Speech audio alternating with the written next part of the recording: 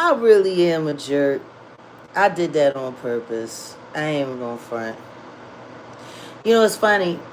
I was worried about doing commentary on this very unfortunate tale and getting ready for book club.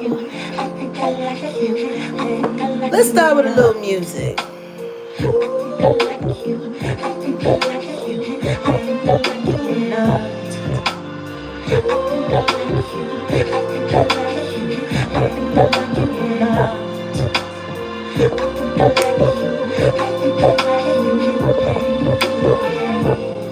I like the way you sing my name. I like the way you hold my hand. I like the way you give me good feelings, goosebumps every time I'm around you, man. I like the way you pull my chair. I like the way you hold the door.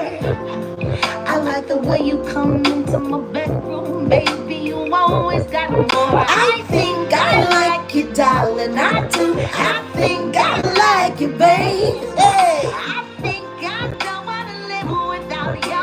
Loving in amazing ways. You make me. You make me like you, baby. You make me like you, baby. You make me like you, baby. You make me like you, baby. You make me like you, baby. You make me like you, baby. You're amazing. You're amazing. You make me like it, baby. You make me like it, baby. You make me like it, baby. You make me like it, baby. You make me like it, baby. I like the way you fold your pants, even your 2 a.m. rants. Or when I cook your favorite dinner, how you always dancing like you got ants in your pants. I like the fact that you're here.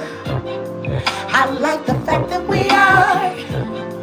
I like the fact that you always make me feel like a star.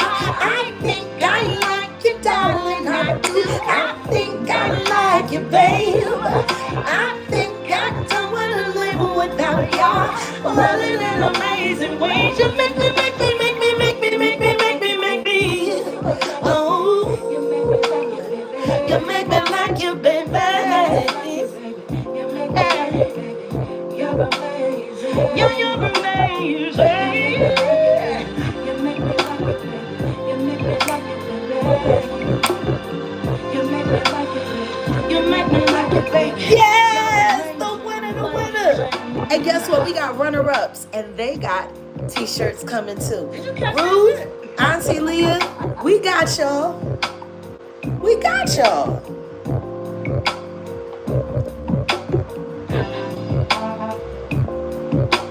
I love this song. It's wild. I don't know. I just feel love in my heart today. No matter what's going on. And there's a lot going on.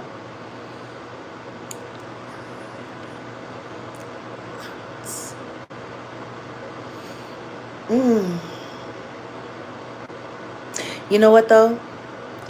There's this one song that I wrote.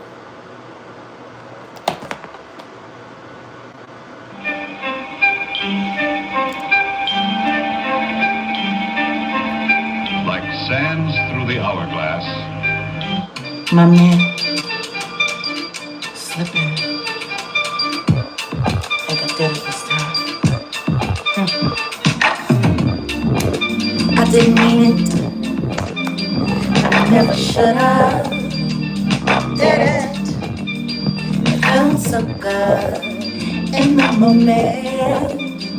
My life, I was reckless.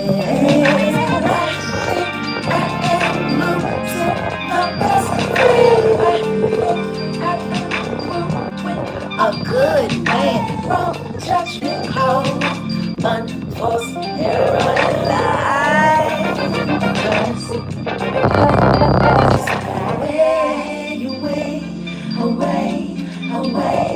Away.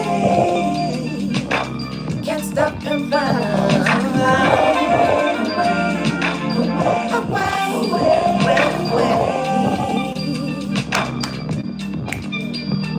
Come on. I didn't need it, I never should. Said it, felt so good in the moment. Covering lines, I was fooling like a child. I think I'm losing my best friend. Yes, I did. Yes, I did.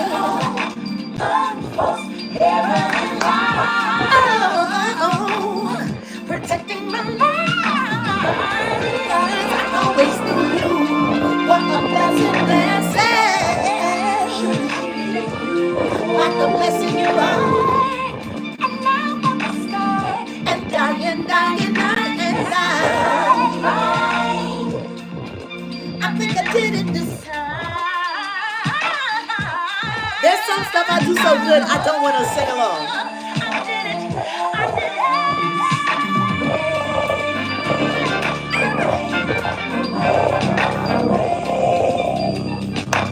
Can't stop slipping away your way.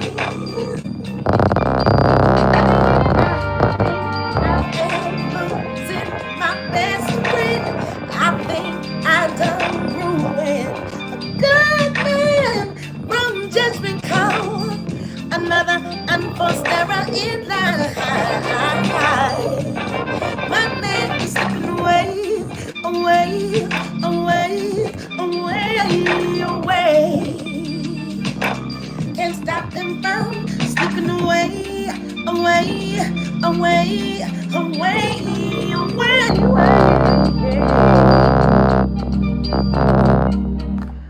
I'm trying to figure that out, where you can get this music from.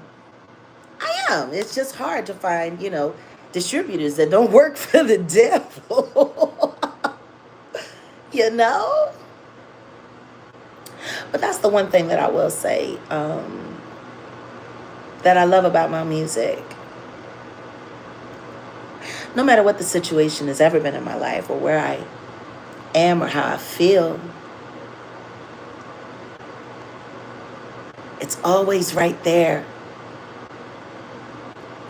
The point of it all.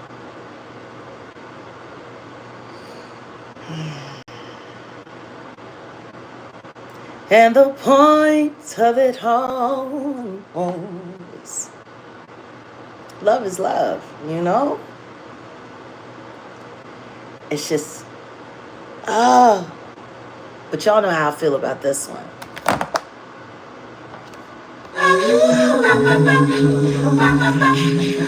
This one, really?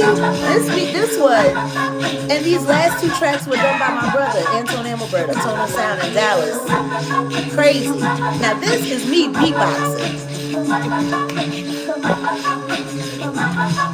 Ow!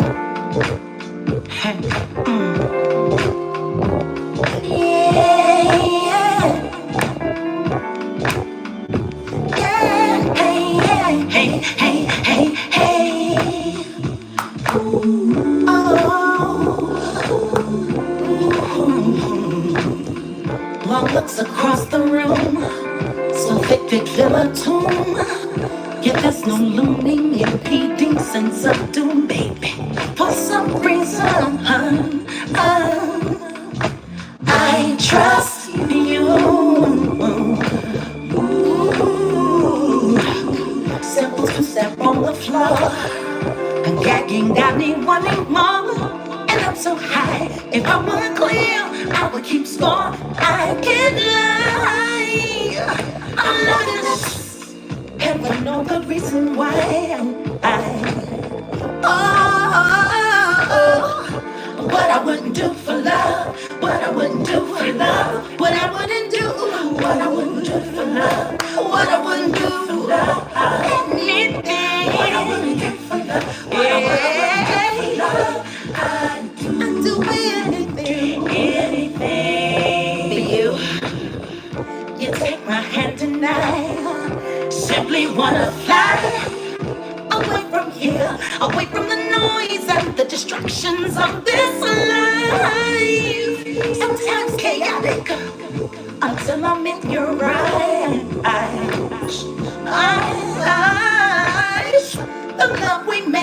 Oh, but so beautifully so. And so I know that there's no reason for me to let this go. Could I find better? Probably no. No. What I wouldn't do for love. What I wouldn't do for love. What I wouldn't do. What I wouldn't do for love. What I wouldn't do for love. What I wouldn't do for love. What I wouldn't do for love. I'd do anything. For you. What I wouldn't do for love. What I wouldn't do for love. What I wouldn't do for love. What I wouldn't do. Anything for love. What I wouldn't do for love. And that's how I know. I mean, that's really how I know. I know that I'm in love with you. I'm in love with you. Oh, baby. I cannot hide it. I cannot hide it. No. What I wouldn't do for love. What I wouldn't do for love. Tell me what I wouldn't do for love. What I wouldn't do. Oh, you know. What I wouldn't do for love. Oh, you know what I wouldn't do for love.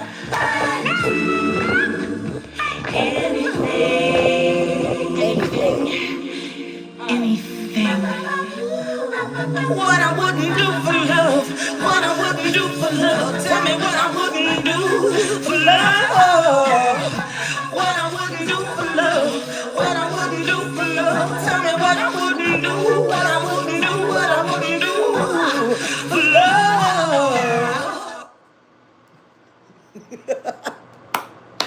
I swear, I don't even have to talk. For real. If all I did was play how I felt in a song, I never had to speak. But where would be the fun in that?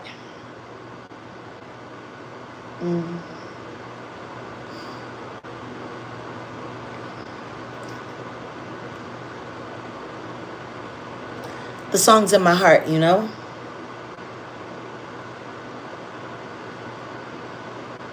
The stuff that really matters.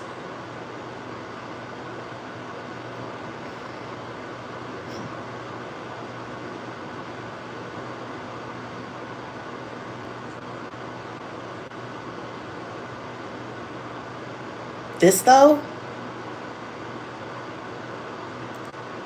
You want me to sing Juice? We'll get there. And Cross My Mind. See, that's all the new stuff. Look at what you made. I hope you're proud of. This song is all about what love evolves us into. When I was single, I could do what I want, stay out all night, as long as I like, at times before daylight. But when I woke up, I was all alone, even when I wasn't alone. Worked so hard to make sure my house was in a home. Then you came into my life, familiar stranger, took away all the anger I never knew I had. Stood beside me, we walked down the road, came round the bend, and now I know this beginning has no end. You make me, you make me, you make me what I am.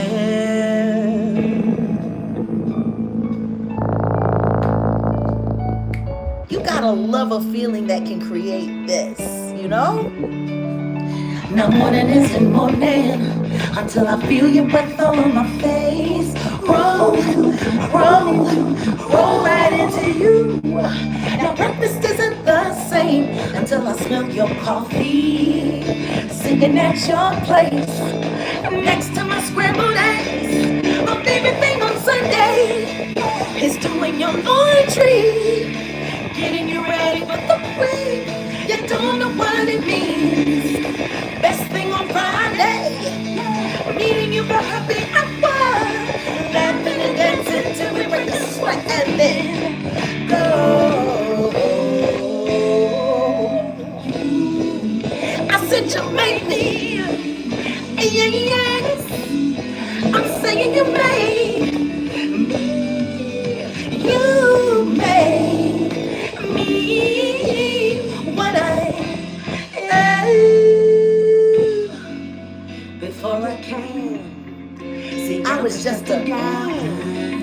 living in this crazy world.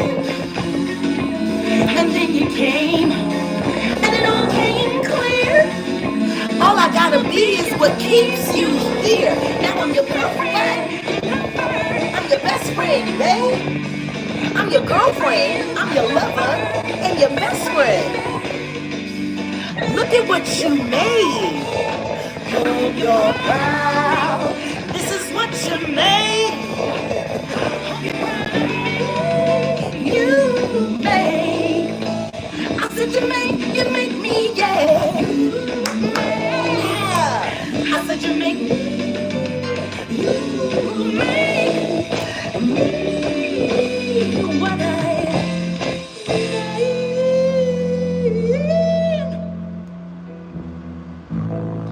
This is what you made. I hope you're proud of me. Look at what you made. Thank you, Roblo. I hope you're proud of me. But that's the thing. Pinstripe suits. I do love a man in a good pinstripe suit. That is true. But I will not tell you who that comment was for.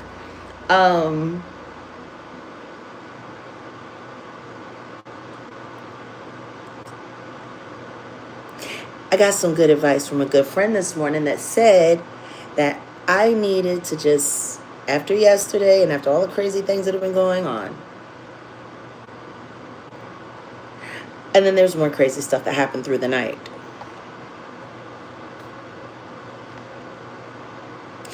I wish I could say my sleep cycle was restful.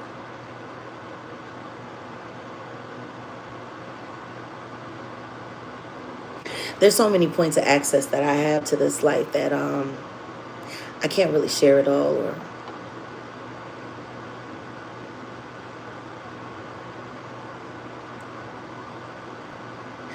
I just want everybody to say a prayer for grace. Part of the reason why we didn't get set up for book club this morning was because Grace had to go have a meeting with the law.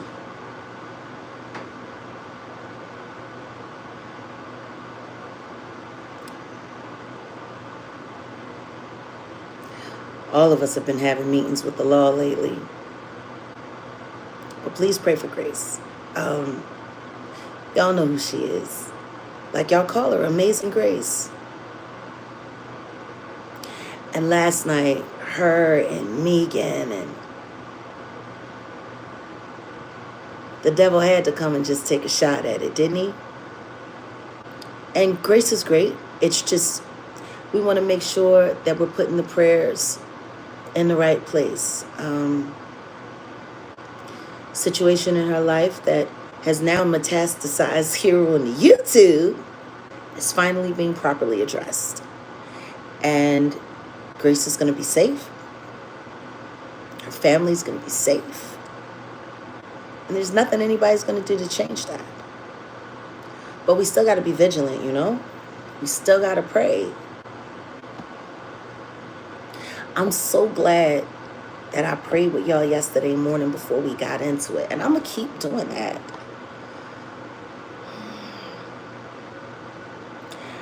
Actually, her Cash App was compromised by her estranged husband that she now has a restraining order against.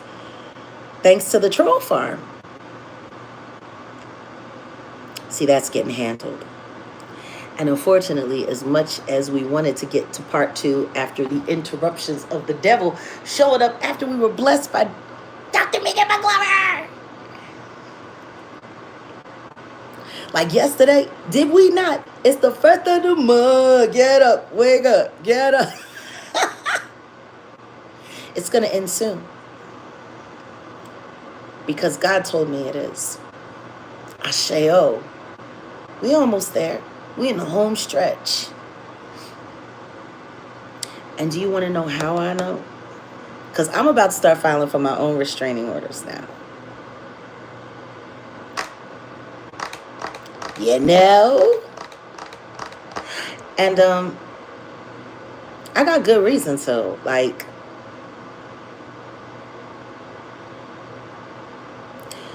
that live last night, that was interesting, wasn't it? That impromptu.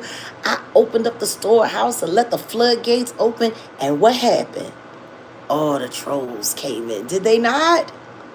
Did y'all see the way they came in? Let me tell you something. They were so hot to be over here that they left the robot. They left the Avenger Toothpick land to come over here with us. Can you believe that? And it's wild because she was live for 8 hours. 8 hours. She was live for 8 hours. I guess she's always so busy trying to compete with me, you know? I don't get it. She is always so busy trying to compete with me. But I want y'all to take a good look at this. Because, see, I was going to make it a short. You know, like, I've been wrapping people up real quick with shorts. You know what I'm saying? 1 minute or less wrap-ups. And so I made a short, but guess what happened to that short when I posted it? Hashtag Jaguar Wright tells the troll farm good night, calling all struggle channels. There was nothing defamatory in it. The only thing I did was post up this, and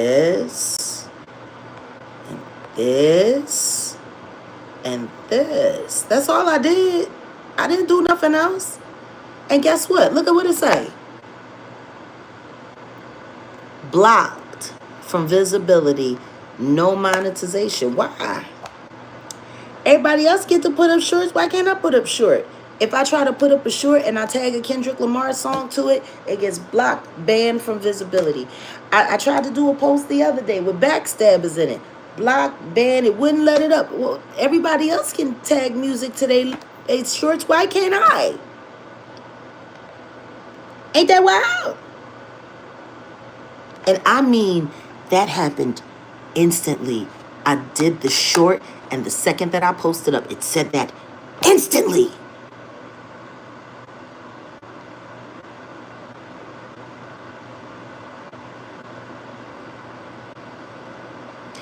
Did you? Oh, I'm so glad you said that, Carla. Because guess what, Carla? It's not that it didn't let us hear it. They disappeared it. When I logged out last night, I logged out at 66 minutes. Yet, if you go and look at the video, which is still public and available, there's only 45. And people remained in the chat for another 5 minutes after I logged out. I watched. See, that's the wild thing about this. Now, I want y'all to think about all of that crazy stuff that was going on, right? We were in the chat. And it says, wow, now they disappearing me out the screen too. Now, that was the comment that I put in, right? See, this was me. And then all of a sudden, this happened. I disappeared. They literally disappeared me off my own channel, which is why I then put in this screenshot. Wow, not they disappearing out the screen. It just disappeared me. How's that possible? Like, does that make sense to y'all? That I could be on a live and not only did they cut out my sound, but they literally removed my image because these screenshots I took with this phone. So there would be no mistake in the metadata. Gotta love metadata. Pesky little thing. No matter how many times you try to lie about it, you can't change it. It's the only thing about technology that's anything like God.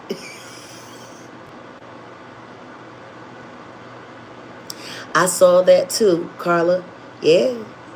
And for those who were here with me last night when my disappearing act happened, metadata don't lie. See, I took a screenshot from this device, and then I took a screenshot from this device. See, at the same time. So this image,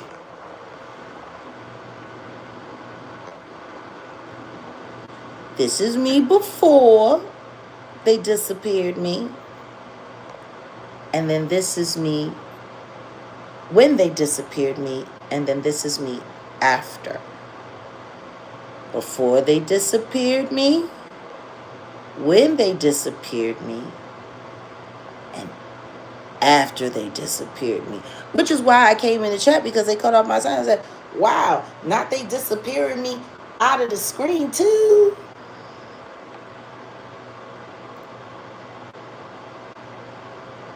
Jag was there, Jag was not. Jag was there, Jag was not. And guess what? You can tell by the comments. Oh, and by the way, the part that they edited out, they also edited out that poll that we took. You see it, it's right there. It says, do you think YouTube is suppressing me on purpose? And guess what? The results is right there. The results is, they edited out that whole part. I'm just saying, what part of the game is that? Where you unlawfully and illegally break into my account, manipulate sound, and now it's gotten so crazy, y'all can literally disappear me off the screen. That's okay. Because that's why I kept the screenshots and screen recordings of everything. See, I took one picture here where I was up on the screen, because this is where I was live. And then I took another picture here where I was monitoring my live, where guess what? There was no me. The metadata will prove between both devices the exact time that it happened. You want to know what else I thought was funny too about that weirdo Jaguar Wright? The second that they found out I went live, because I went live on purpose while she was still live. I thought she had only been live for a few hours. I had no idea she had been there for 8 hours. I wonder if she peed or pooped on herself, because she didn't leave. She was there manning it. Just manning it. I think the thing that I enjoy most about all this, though, is the fact that if you look at the title, it says Jaguar Wright sued by Brian McKnight and responds Patrice Garner, the stalker and the weirdo who screwed her way through half of nobodies in Vegas, versus that dead bird in Canada. Like, you know, this is what she's talking about. Now, she has 15,000 subscribers, and it's taken her about 3-4 years to do that. But after 8 hours, because see, I took that screenshot when she ended. She was live for 8 hours, and that's how you post out. That's how you log out.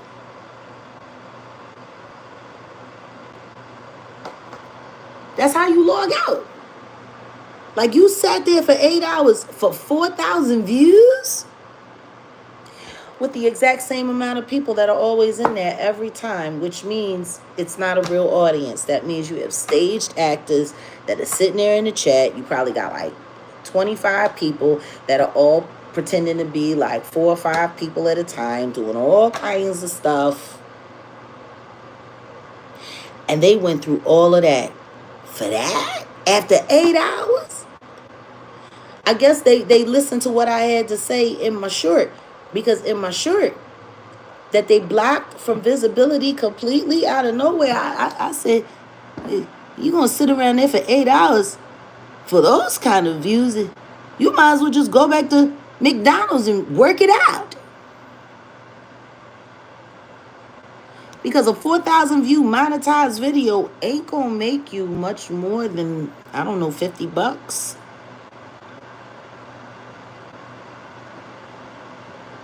like $50, maybe.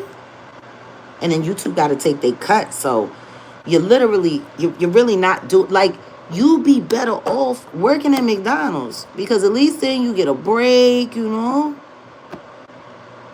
Exactly. Why is she even on YouTube? Apparently YouTube wants it here. The question is the second that they started leaving her chat, and you see that 4,300 views, 8 hours, hashtag Jaguar Wright. Why are you hashtagging my name?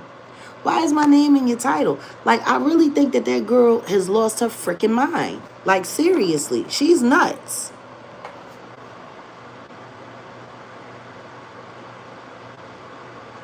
Exactly. She gathers all her employees from the call center that she manages to help her out. It's funny. It's just funny. Like, when you watch a loser crash out. And so as soon as she went off, I left this message. And then I made that short. And then all of a sudden the short was blocked from visibility, which is, why I went live.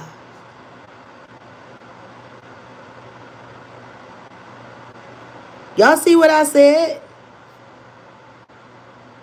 Well, she do work at a telecommunications company. She do that.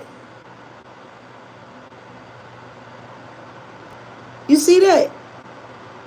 I know that's probably driving her crazy right now. Imagine going live for 8 hours and have less than 5,000 views. Hilarious. Whoa, somebody need to take a long nap and find a new career. Because apparently you suck, toots. You got old content, you got old tea. Oh, by the way, did I tell y'all that today, after 8 hours, she has to do a part 2? After 8 hours, she still has more to talk about me. And then she's supposed to be talking about Gospel Quiet Storm. And I think she spoke to his daughter that said that he, Uncle Lestered her. Uncle Mo Lester. Yeah. So now she gonna devote her whole Saturday. Yeah. She's doing a part 2 of this crap that she did last night. Like, after 8 hours, how do you have more to say? Like, I don't even talk about me that long. I did a 12.5-hour live and I wasn't even talking about me.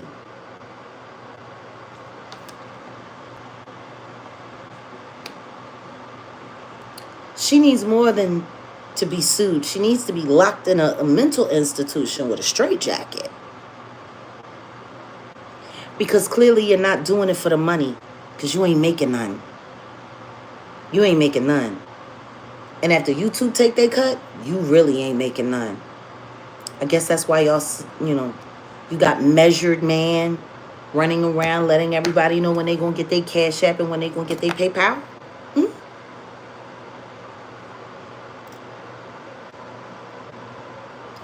Love come quick. Love come in a hurry. There are thieves in the temple tonight. Love come quick. Love come in a hurry. 'Cause there are thieves in the temple tonight. They don't care where they kick, just as long as they hurt you. There are thieves in the temple tonight. Oh, Prince, yes. It's kicking in my heart. It's tearing me all apart. 'Cause me and you could have been a work of art. Thieves in the temple. Baby, don't you know I'm holding on the best that I can. Love, please help me be a better woman. Better than the thieves in the temple. In the temple tonight. Was it? Voices from the sky say rely on your best friends to pull you through. Mm, mm, Even if I wanted to, I couldn't really truly, cause my only prayer is you. Come on. See, when he said love come quick, he was talking about God. Because God is love. I mean, there's a lot of brilliant songwriters throughout the years that have spoken to God in their pop records and no one even knew. But as we all know, God is love. So when some people say love, what they're saying is God. Adore? Oh my goodness. Ooh, baby. Yeah. Ooh. I used to learn all of his riffs. Until the end of time, I'll be there for you. Yeah. 'Cause you are my heart and mind. I truly adore you. If God one day struck me blind, your beauty I'd still see. Oh, do it to the divine. Just what you mean to me. Yeah, that's my record. But Thieves in the Temple from what was that? The Alphabet City. That was when he was working with Thieves in the Temple came along when he was working with Tevin Campbell. Oh, I so loved when Prince worked with Tevin Campbell. That was probably, in my opinion, his most magical moment. Like, he really tried. He did. I tell you what, Prince did more for Tevin Campbell than Terrence Howard did for Bashir Gray, that's for sure. A whole lot more. Hey, Mo Gigi. And of course, our Rosie Gaines. If I gave you diamonds and pearls, would you be a happy boy or a girl? And if I could, I would give you the world. But all I can't do is just offer you my love. Yeah. Ooh, oh. Diamonds. Oh. Yes, yes. But seriously though, Thieves in the Temple. He was talking to God. Like, imagine if you took the lyrics of Thieves in the Temple and you turned it around a little bit. God come quick. God come in a hurry. There are thieves in the temple tonight. They don't care when they kick, just as long as they hurt you. There are thieves in the temple tonight. God come quick. God come in a hurry. There are thieves in the temple tonight. Voices from the sky say, rely on your best friends to pull you through. But even if I wanted to, I couldn't really, truly, because my only prayer is you, God. God, come quick. God, come in a hurry. 'Cause there are thieves in the temple tonight. There are thieves in the temple tonight. Help me, God, come quick. Ooh. There are thieves in the temple tonight. Yeah. There were thieves in the temple last night, wasn't it? Maybe I should remake that. And say it plain. Because see, if Prince hadn't changed the word God to love, it would have never made the radio. It would have never made the radio. And when people played the record was hot. When it first hit the radio, it was very hot. And then I believe it was Quincy Jones that let everybody know in Clear Channel that it was a song for God that Prince was trying to sneak in. And then the next thing you know, they just started taking it out off the airwaves. No matter how many times it was requested. No matter how many times.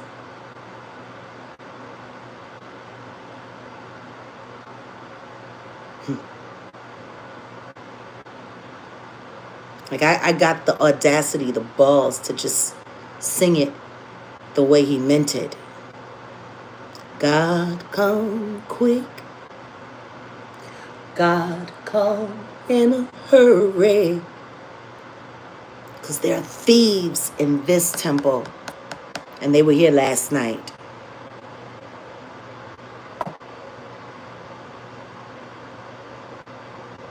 Like if people really knew how many songs Prince put out there as warnings for us, as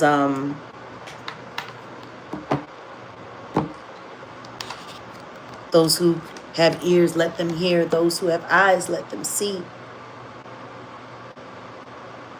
Yes, God, come quick. God, please come in a hurry.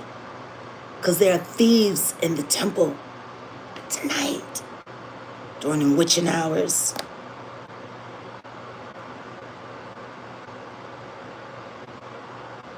Prince was awesome. Maybe I don't need to listen to Stevie Wonder today.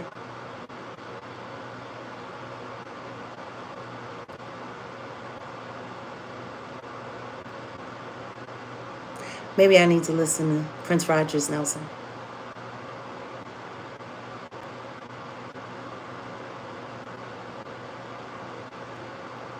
He was a great mentor. And he gave me some of the best advice I've ever heard in my life. And every time I found out he was inside the club when I would play at First Avenue with or without the Roots, when he was alive, he would be there waiting in the wings. Nasty waterboarding thieves. Indeed. Indeed. Hey, Michael.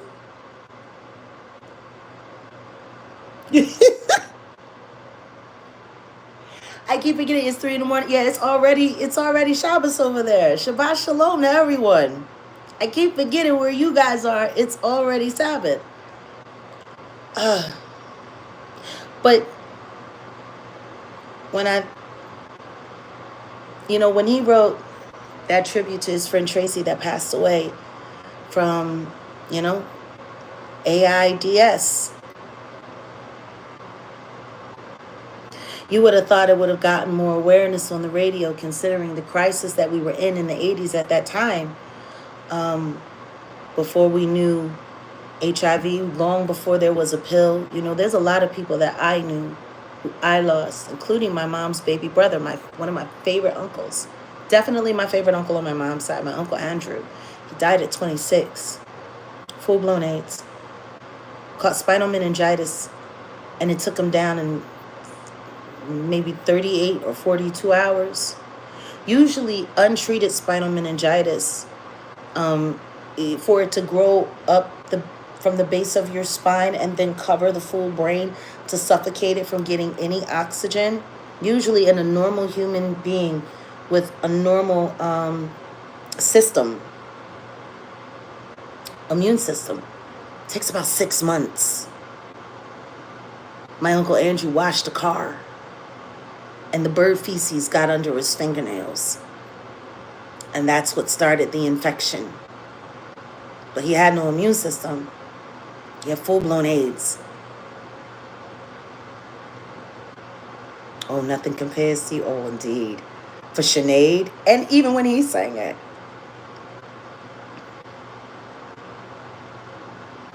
But I'll never forget going in to see my Uncle Andrew for the last time.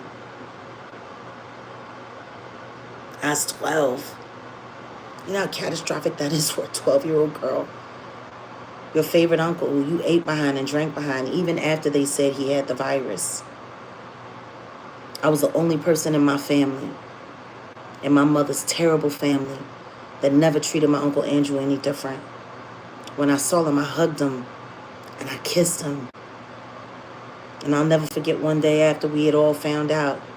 My mom's sister, that ignorant bitch, Debbie, Deborah Fields Roach, who was in love with the man who terrorized our entire family and unalived her mom, but she was glad when she was gone because she wanted him for herself. I mean, he had been diddling around with her since she was like 11, 12 years old. He had Debbie in the bar with him when he was 13. Like my grandmom, they told me my grandmom had to like raise up on Debbie because Debbie was trying to fight her over her own man. Because she thought, you know, yeah, my grandma had to call the cops on her and have her put in jail. Like, can you imagine that? Can you imagine how insane that is? But then again, the whole situation was insane. Those children shouldn't have grown up with a man like Homer McClendon Sr., who we call Daddy Mac.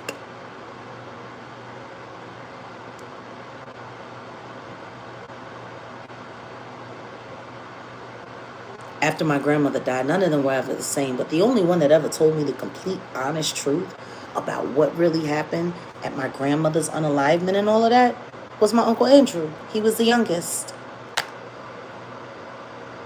He was also bisexual. He had a girlfriend and he had a boyfriend. His girlfriend was an IV drug user, pharmaceutical user, and his boyfriend was a flaming, like, his boyfriend could like give like King Payne and Sean Davy weight competition. Flame on. Like, flame on. Like, he was also really disgusting too, because after my uncle died, he actually tried to fight the family for his life insurance benefits and say he deserved it because he was the love of his life.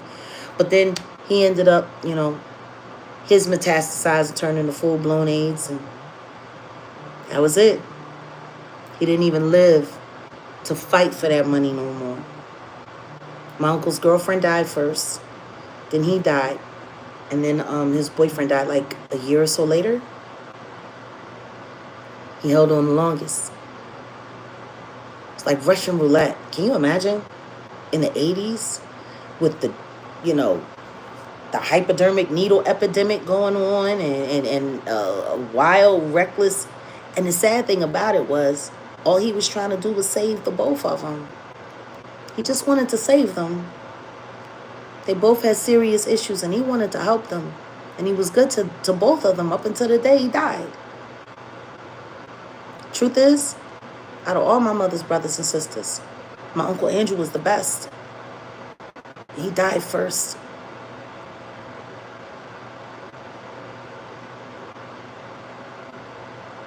I wrote about it.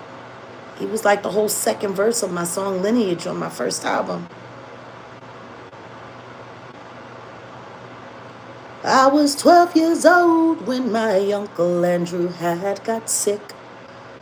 Meningitis turned to HIV, and then I watched his body quit. It was strange, the numbness I felt, watching him all dressed in black. Not thinking about what he'd given, but about all that I lack.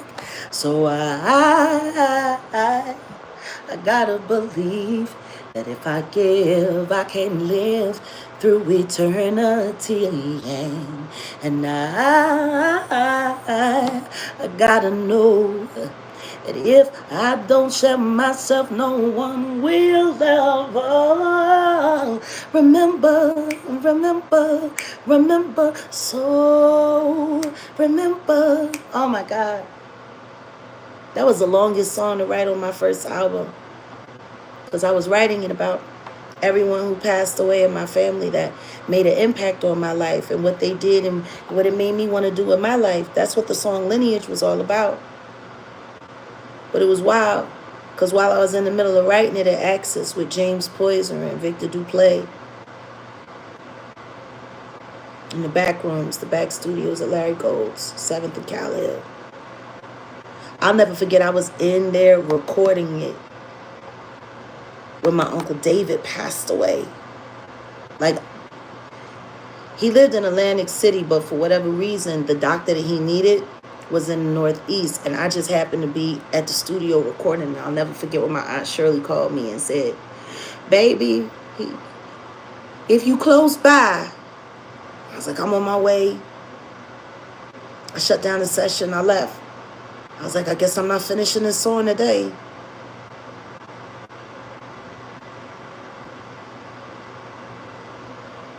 And I went there while he took his last. And then I had to rewrite the song again. I had 3 family members die in the process of me writing this. It's the longest song it ever took. And the longest song. It took me 8 months. And in those 8 months, we had lost 3 more family members. And I had to sit back and make sure I put all of the right pieces of the story together.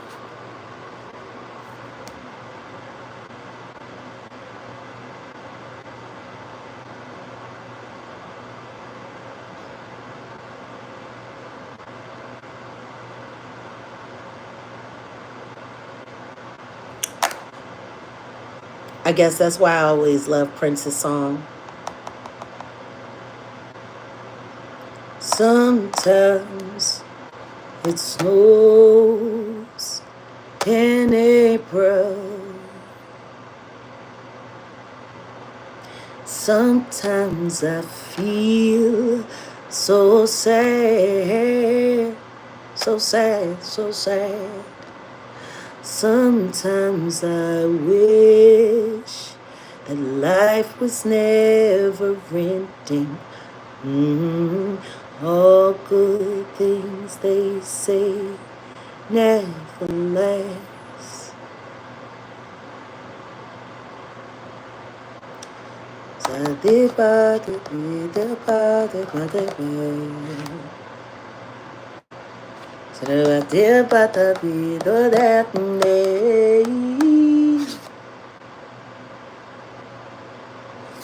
Zizo repito ta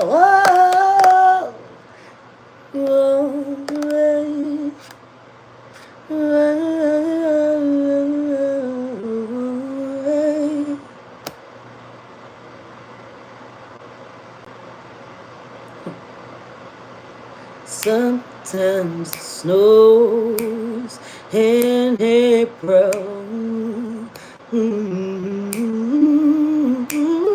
And sometimes I feel so bad, so bad, so bad. Sometimes I wish that life was never ending. Oh, all good things, they say 12-12 never last.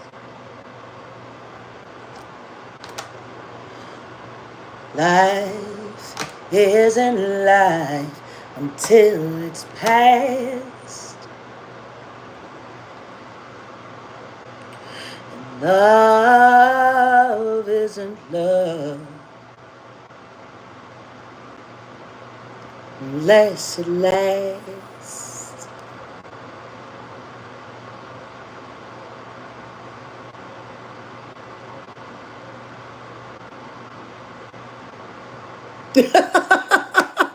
Cross my mind. That's where you at with it. Cross my mind. A lot of things crossing my mind today. Our Philadelphia Police Department of increased pickup times and 911 calls. I'm sure Philly probably looks like third round of hell right now.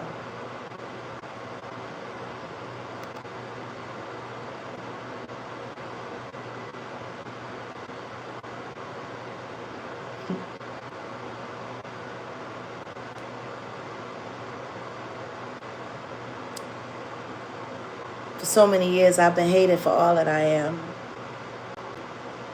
And I ain't nothing but what God made me.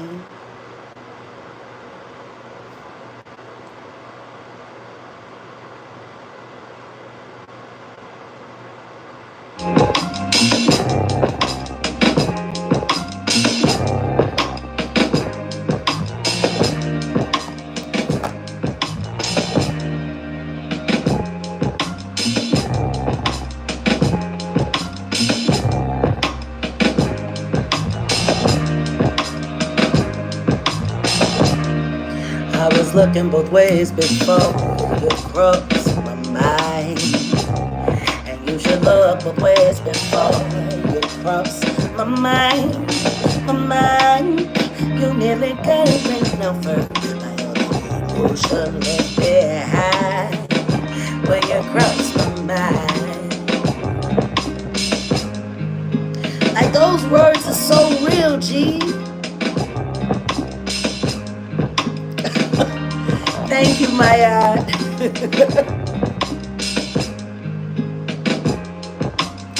It's just wild because like this song has become like my I'm Gonna Get Justice for Angie anthem.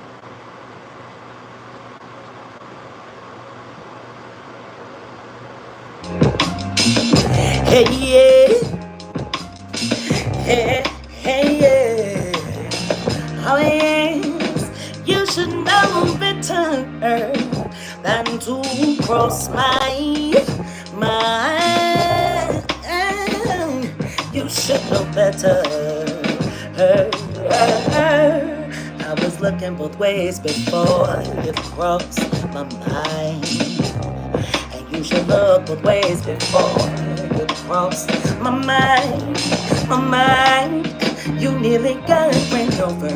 My emotion left behind when you crossed my mind. You should know better. I'm not the one who went and turned promises into lies. And I'm not the one who sat and scripted all your alibis. Turned friendship in a bank exchange. And now you're confused on who's to blame. Camping on stage just for a known you win. But all you worry about is your back end. That's all he worried about, his ass. Real rap. He ain't worried about nothing else. He worried about covering that ass and collecting that back end, you know? While he was pretending to be Angie's friend so he could slide back in. You know, that's that triple on time. The second verse is cold, though. That second verse is gonna hurt. Ooh, that second verse is gonna hurt. I hope he cries. You know,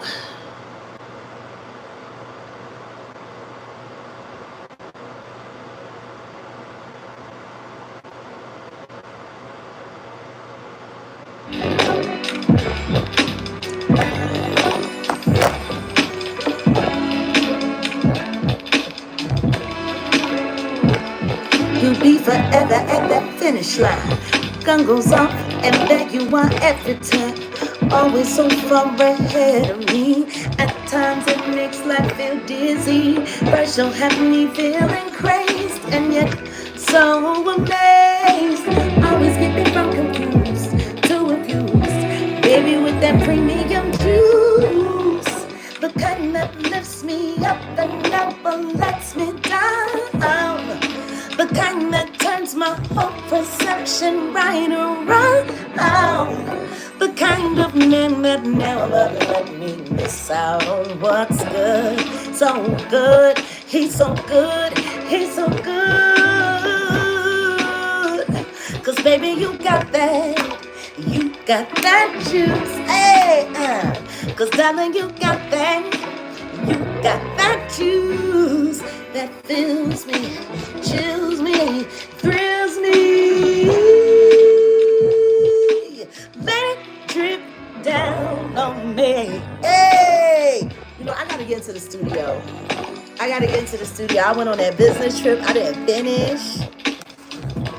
Yeah, I know. It's gotta go. It's gotta be a go. It's gotta be a go. It does. It has to. You know what else has to be a go-to? Let's change this up.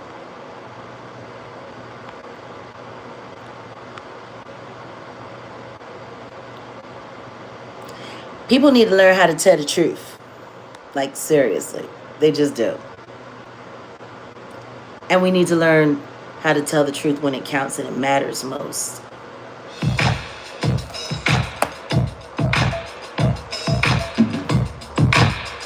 There will never be another.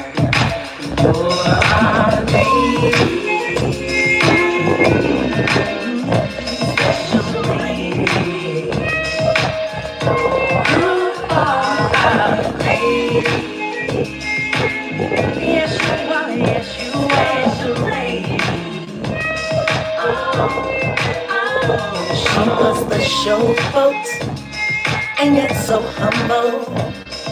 Hotel so damn long, at times made her stumble. Oh, that's why ain't on the genius. Carved an era out in song and shared it on with us. Tripped in sequence, and she loved her brothers too. No one could ever sing a song for us quite like the Angie do. She was a fool with it, put you straight to shame with it, and there'll never be another one. Yeah, lady.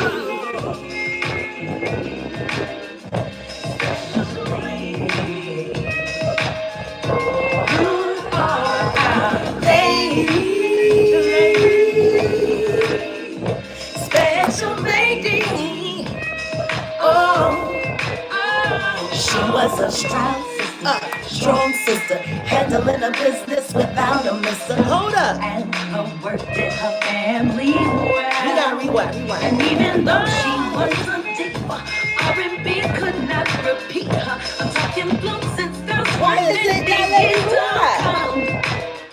from her to be another one? I gotta get that right. Top of that second verse.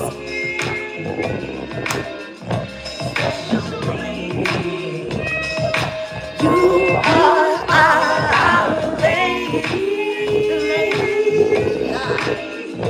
special lady. Alright, she was a proud sister, strong sister, handling her business without a mister. And her work did her family well. And even though she was a diva, R&B could not repeat her. I'm talking flows and styles for many years to come. From vertical hold to black diamond, her legend kept shining and shining. It was only a matter of time for her cloud to float away, and we got face to face. Hear him say, well done, 'cause her sunshine is kind. You know you are special lady.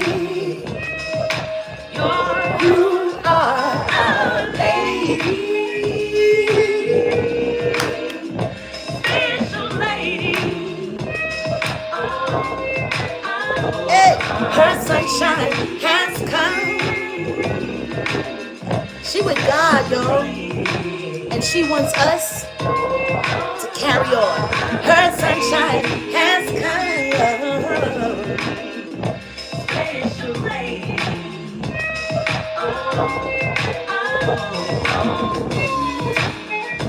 Angie would have liked this. It's a bop. It's a straight dance. It's a straight groove.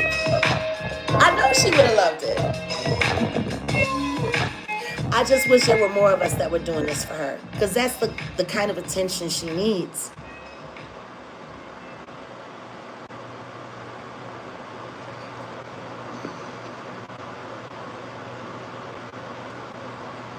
All they want to talk about is what happened to her. Nobody wants to talk about what she happened to. You know, my dad used to always say, Happen to life before it happens to you. And what I grew to learn what that meant was, oh, welcome damaged. You not damaged here. Here you are mended and well. Yes, welcome to the right stuff. But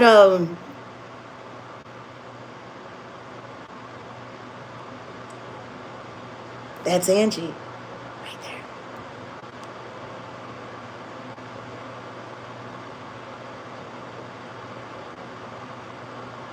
Yeah. Welcome to the family, Damage.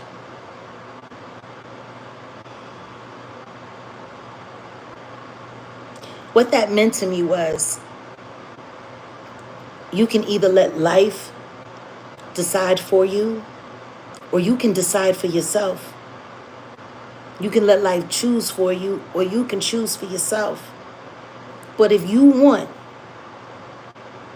to have full control of what's going on in your life, you better happen to life before life happens to you.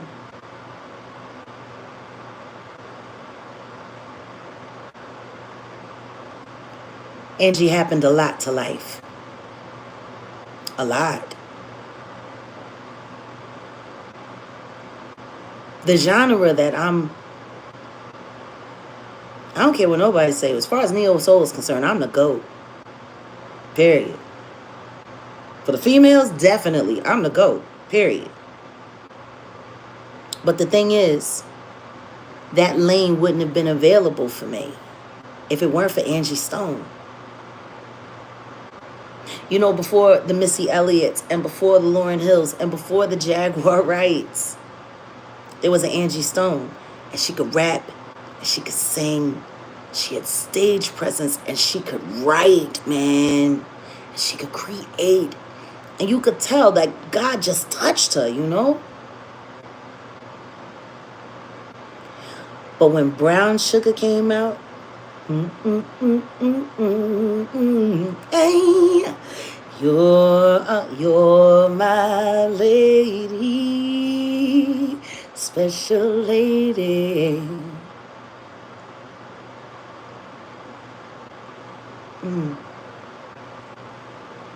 I wonder how that song felt to her after. Because that song was written and recorded while they were still together. And I'm sure she had always hoped that it was really meant for her. So to think about the fact that she was involved and helped put all of that together, one of the greatest neo soul records ever, and then to turn around and watch him do How Does It Feel? Butt ass, bald, cheek naked, and pretending like they were never in a relationship.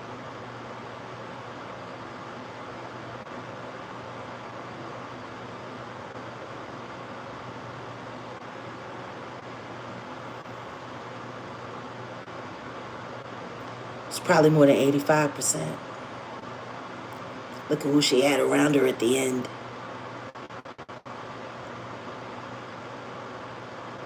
But Angie was a worker. And Angie never let her family suffer no matter what they was going through. All they had to do was find a way to create the right amount of financial abuse to drain her dry and to put her housing and her family's housing and all of that on the line. And they knew she was going to go right back out on the road. Because that's what Angie did. When her first husband, Mr. Stone, broke her heart and left her with Diamond, what did Angie do? She went back to work. When D'Angelo nearly drove her within an inch of her sanity, and he almost drove her crazy, and he left her with a baby, just like her first husband, like her only husband, I guess. I don't think Angie ever married again. She's definitely our musical ancestor now, but just man after man, the relationship with the guy from Vertical Hole. Seems you're much too busy these days, and I can't handle it. Can you imagine writing that song about the man that you in a band with that's doing you wrong, and that becomes the hit record? Well, actually, I can't imagine that, because the What Ifs, that was her Seems You're Much Too Busy. is my what if. Mm-hmm. Yeah, I know.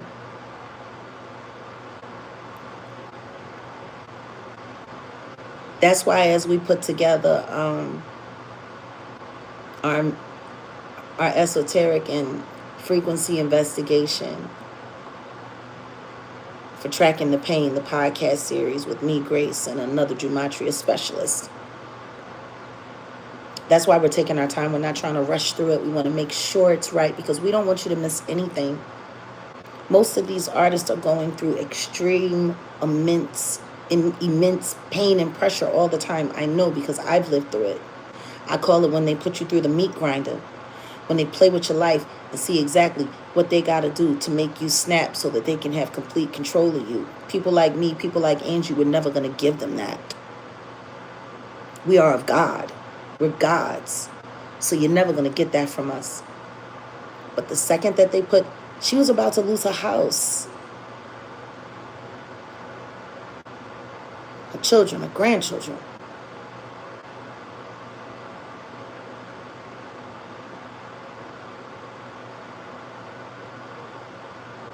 You know, with all the people that she did all those things for, with everything, everyone that she helped, it's sad that she couldn't have called any of the multimillionaires that she knows and say, hey, can you give me $1 million loan until I can get back on my feet?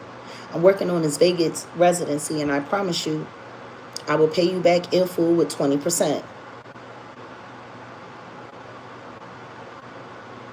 Just let me borrow $1 million, and I promise you, I'll give you back 1.2.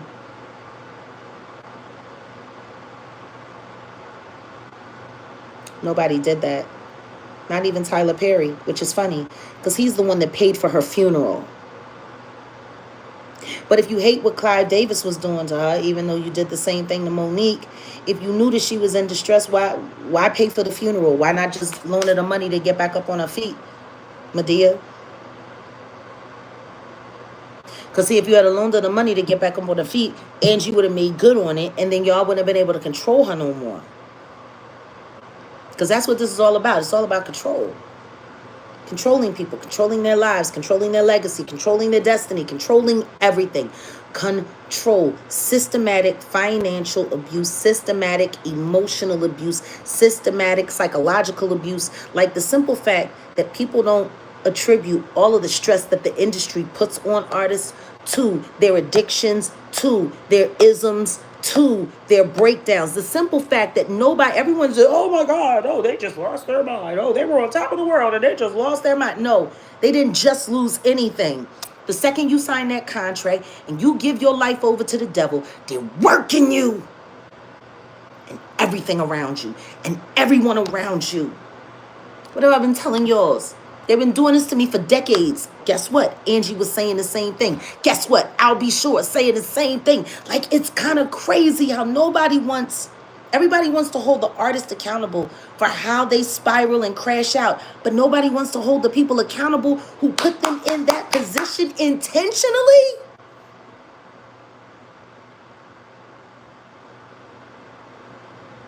How many husbands, boyfriends, and baby daddies do they buy off and call and say, take her to court and keep her in court, keep her in court, keep her in court. We don't want her getting this role. And if she's focused, she's going to get this role because they're going to go with the talent. So make sure you keep her busy. That's what people like Clive Davis do. People like Leor Cohen do. People like Russell Simmons do. People like L.A. Reid do. People like Tyler Perry do. That's what they do.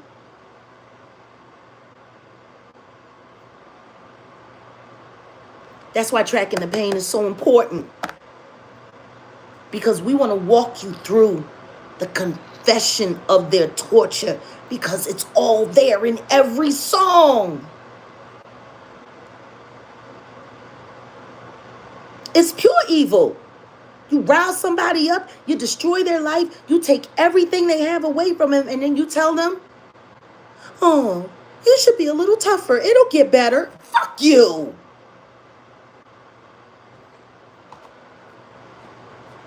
This is what they do.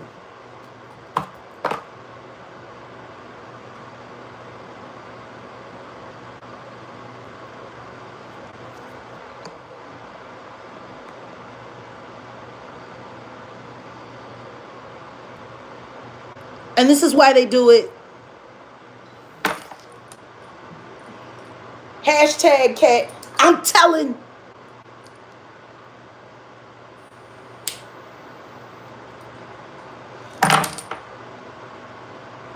Al didn't almost. He was. God has brought Al B. Shore back 3 times. Touch not my anointed and do my prophets no harm.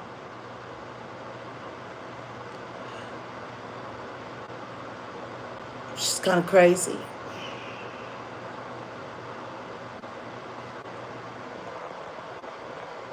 Imagine watching this for decades and not losing your whole mind.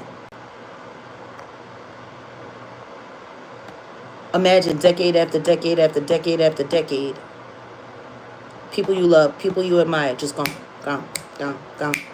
over and over and over and over again. That should have been enough to drive me crazy years ago.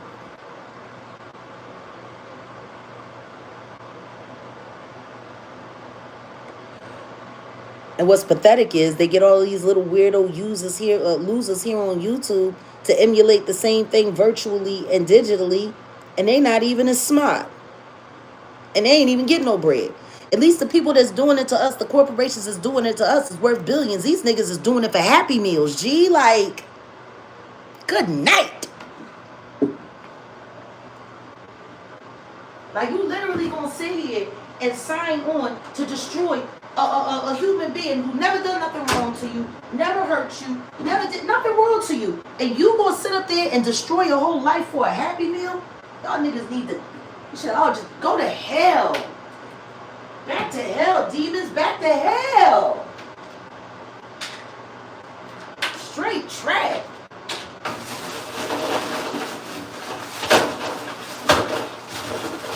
Then you go to the government, you ask the government for help. The government says, oh, well, we need evidence.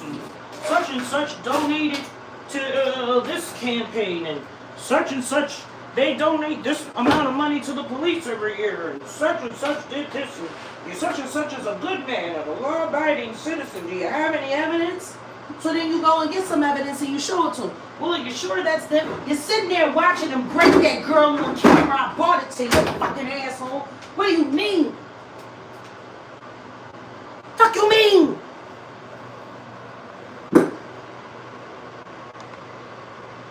I bring you evidence and you say, are you sure it's him? You see this nigga.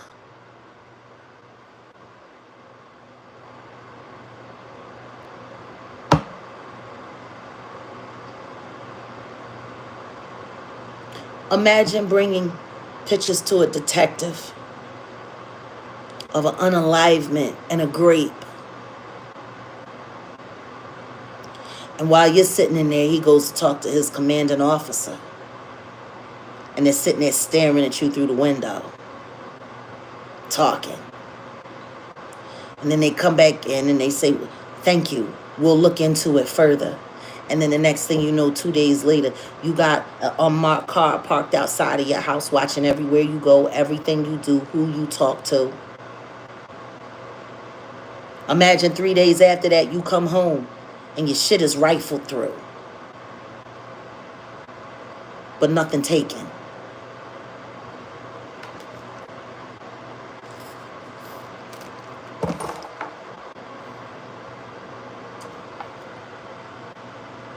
This is law enforcement.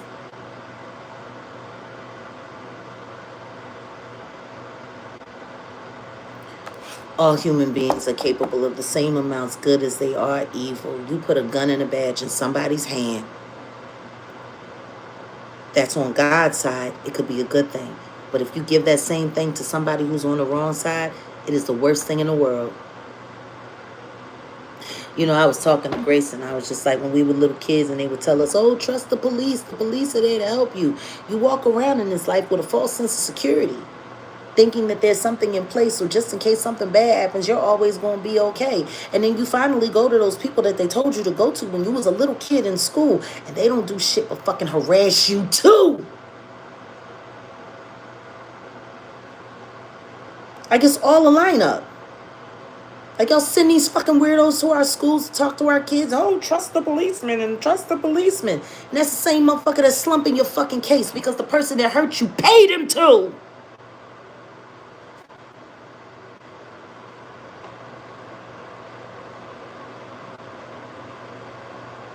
I have reported over 150 crimes to 25 different cop houses and 3-letter agencies, and they don't do shit, G. But worry about if the person that I'm telling them is the bad guy is going to fuck up the election and they're going to lose their pension.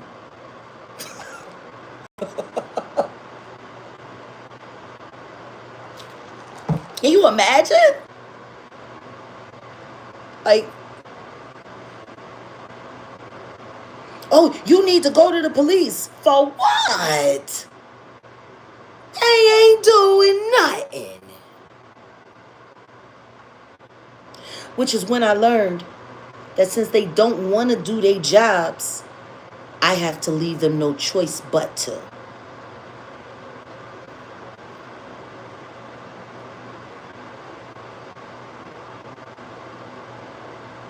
See, this isn't about them doing their jobs. This is about me making sure they have no choice but to.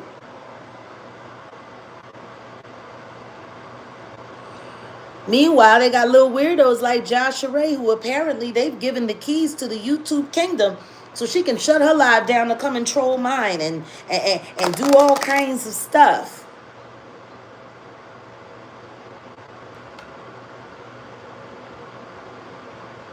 Because this is who, the alphabet people, these are the people that they employ. Weirdos, losers, addicts, down on their luck, known liars, gambling addicts. Like, the alphabet people here in the United States, they work with disreputable people intentionally.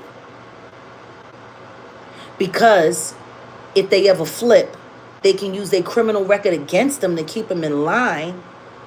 And if they need to get rid of them, they flip them and then make it all on them. And guess what? Because they're scumbags and they got a bad record, everyone's going to believe it.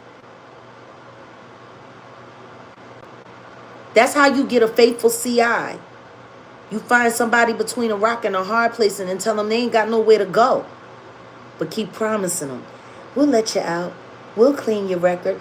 I wonder why Jaguar Wright is like so hell-bent on, 2026, I'm cleaning up my act. 2026, I'm not doing this anymore. 2026, I'm going legit. But I'm going to be messy all this year, but I'm going legit next year. Why aren't you legit now, bitch?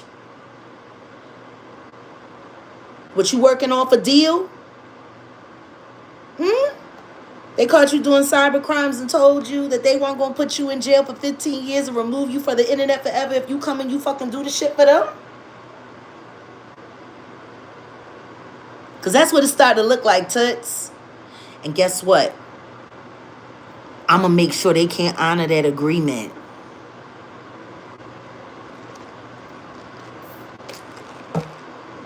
Because that's just what it's starting to feel like. It's starting to feel like your probation or whatever deal you made with the government to keep your ass out of jail for all of the crimes you've already committed, it sounds like they got you on the hook until 2026. So guess what? I'm going to make this the worst 2025 I can for you, bitch. I'm going to make sure they turn on you. I'm doing it every day. As ineffective as you are lately, like this goofy bitch is so desperate for content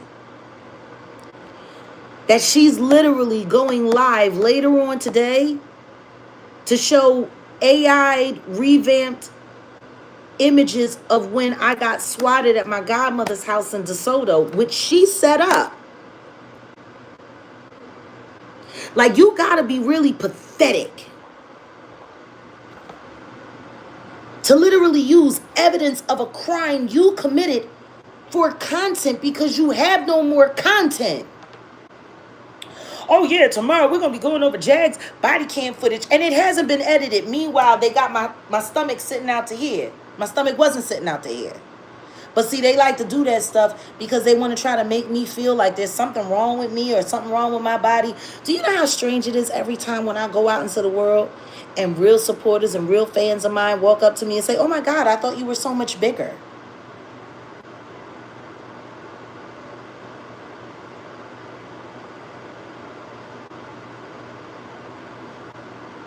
I mean, that's what her mama called her. Her mama called her Jaguar Wright.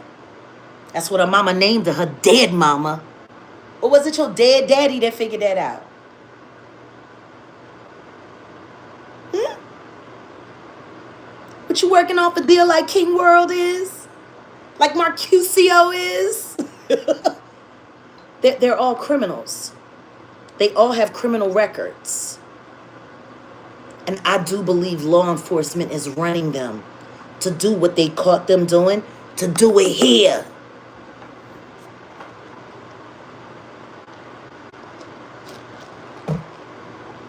Uh, 2026, I'm not being messy anymore. Bitch, I'm going to make sure you don't leave 2025 as anything other than a mess.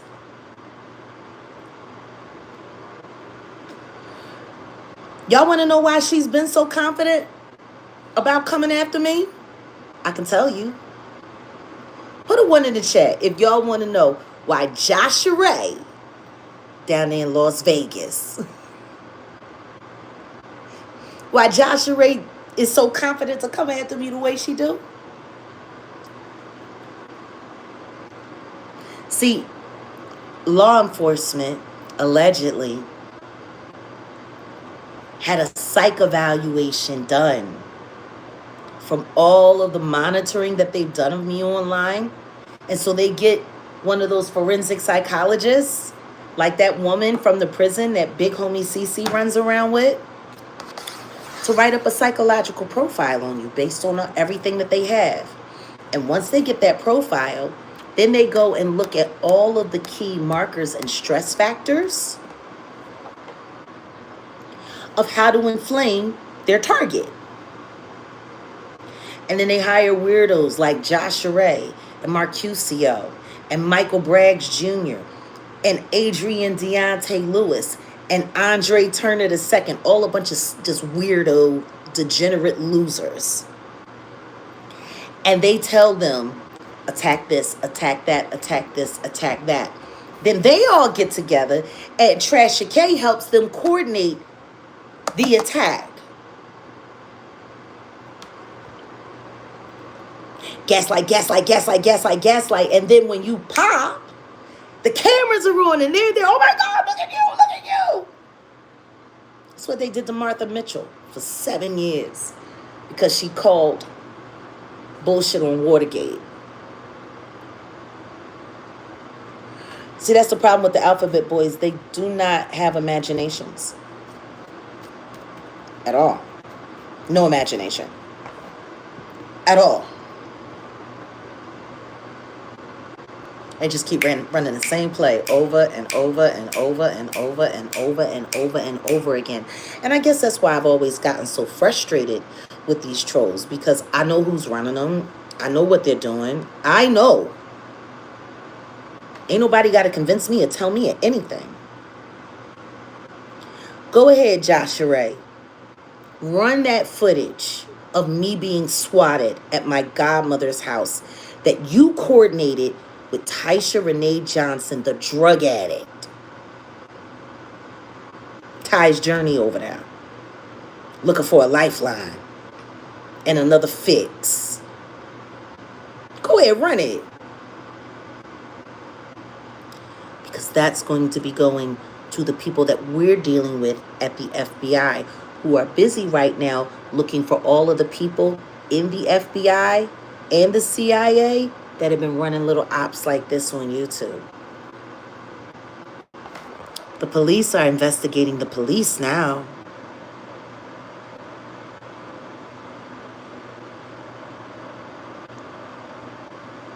Follow the white rabbit. Like all of the people that promised y'all that y'all was gonna get all the way with this, they about to lose their jobs.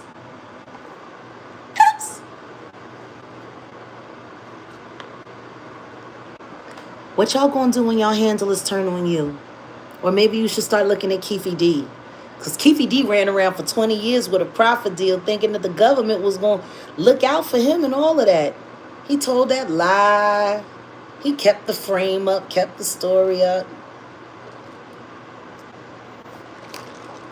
You see him now. He locked up getting poked up just like Nature Boy.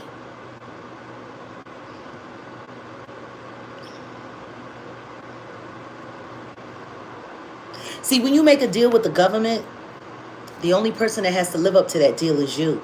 Because the government can change their mind whenever they want. They always do. They always do. You are a professional artist, producer, and overall experienced in media artist development. Dumb not to work with you, instead against you if one wanted inside the business. Very dumb. I mean, but the thing is the reason why they don't want to have that kind of synergy with me is because the people that they're working with in law enforcement that I believe allegedly, all of their public puppets like Jay-Z and Diddy and all of them have been getting away with hell forever. That's why they're here. To defend the puppets that the alleged deep state government is running on America.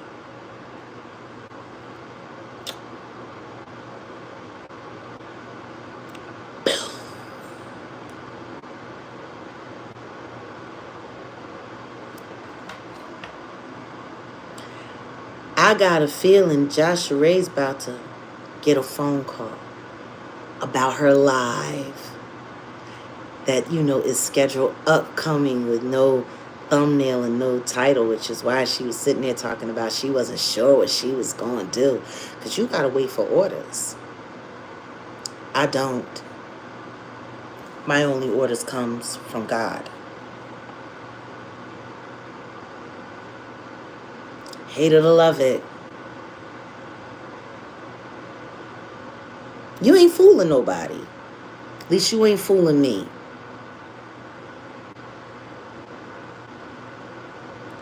I hope you realize that by the time the powers that be remove the powers that should never have been from law enforcement, I can't. I want to be at your arraignment and I want to be at your sentencing.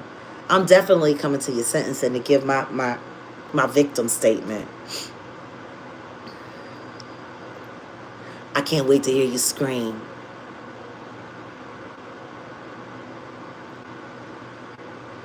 I'ma laugh at you. So have fun. Have fun running more evidence of the crime that you committed against me, which is called swatting. The op and play that you ran with Adrian Deontay Lewis and Michael Braggs Jr. and Tysha Renee Johnson. It was so pathetic listening to that Tysha person, the TJ, beloved, H fucking Tony. That bitch got so many fucking names. I don't even think she remembers if she's a man or a woman anymore.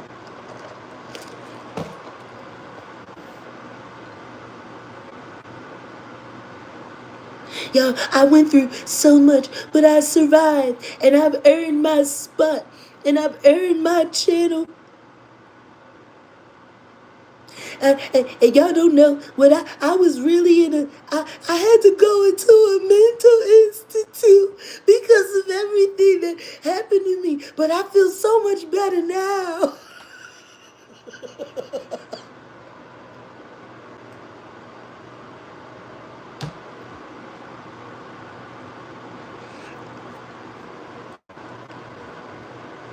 They lined this goofy bitch up on a dummy mission. They sent a dumb drug addict to try to deal with me. And I handled up on her in less than 48 hours. I had a number, I had a car pulled, and then I ran her until I could get away from her because she was on my bond. And she was threatening to revoke my bond every other day if I didn't do what she wanted me to do or say what she wanted me to say. Then she would go outside to go find some pharmaceuticals, some illegal pharmaceuticals, while she on the phone with her trans daughter, Jordan, who likes to run licks on inebriated people after she's copulated with them in prostitution and leave them half dead, and then send them out money so she don't have to worry about getting no Suboxone. That's who y'all picked? Y'all really thought that was gonna fly against me? You stupid.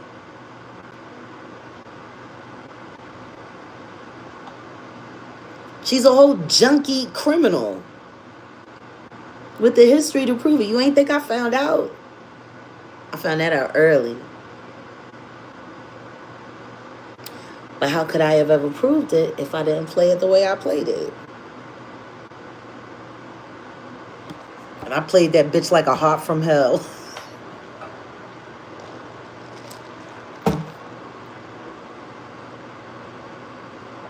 All I had to do was make the bitch think that I cared about her. That's how desperate she was for affection.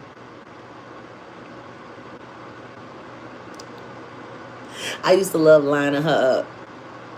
I would line her up all the time and let them eat her ass alive. I ain't gonna lie. Look, they was scamming on me. Why can't I have my fun? You know how many times I turned that camera on after I wound her up so people could see what she was really like? She was easy. She was light work.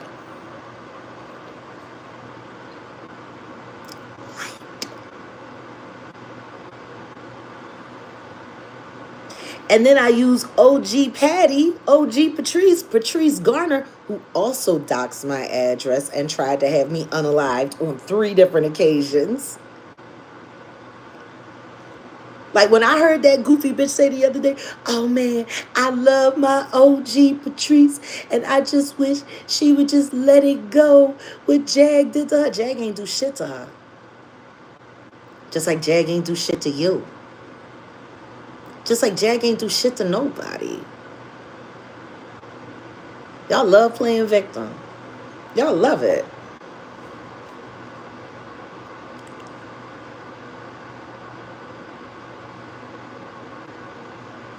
Is Cleo calling you right now, Josh Ray? Because Cleo, your racist ass, I'm going to make sure they throw the book at you. Because you're about to lose your commanding officer, I think. I love it when God brings me things. And I always trust and believe what God says. Oops.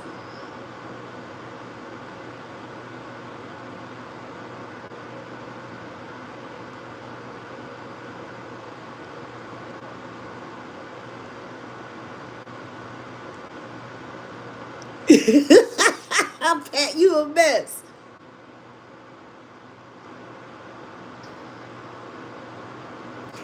Any one of you who thought you were smart enough to outsmart me, any one of you who thought I didn't know what you were doing, you're insane. But without evidence, how can I prove it? Because one thing I know about law enforcement is even if you bring them evidence, it don't mean they gotta do anything about it. See, I gotta make sure that they don't have any choice other than to destroy you, to save their ass. See, that's the game we're playing now. How many crimes can we make you commit that we can document in real time that they can't afford to turn away from? And now with a new president in the office and new administration in the alphabet community, they're going to have even less ability to help you. And I'll tell you what I do know about the devil. He ain't fair and he don't like being disappointed.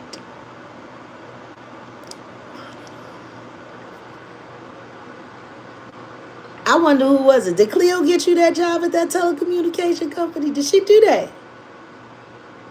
Because you know they love hooking their little nigglets up. It's pathetic how many black people literally run around this app doing all kinds of evil on behalf of the man. But I mean, they looking to say they own ass, so you know. You know?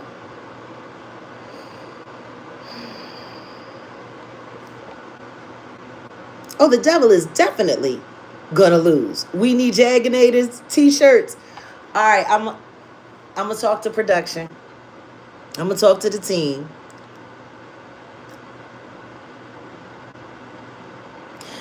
The Willie Lynch letter and the making of a slave.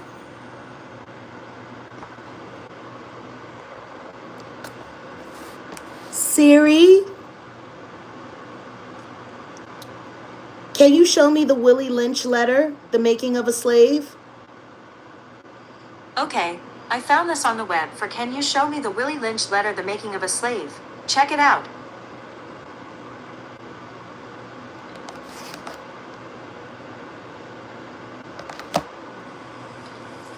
DeWitt Scott, Moraine Valley Community College, here again with my daily reading room, in which I do a video review or breakdown of a particular book for every single day of the academic school year.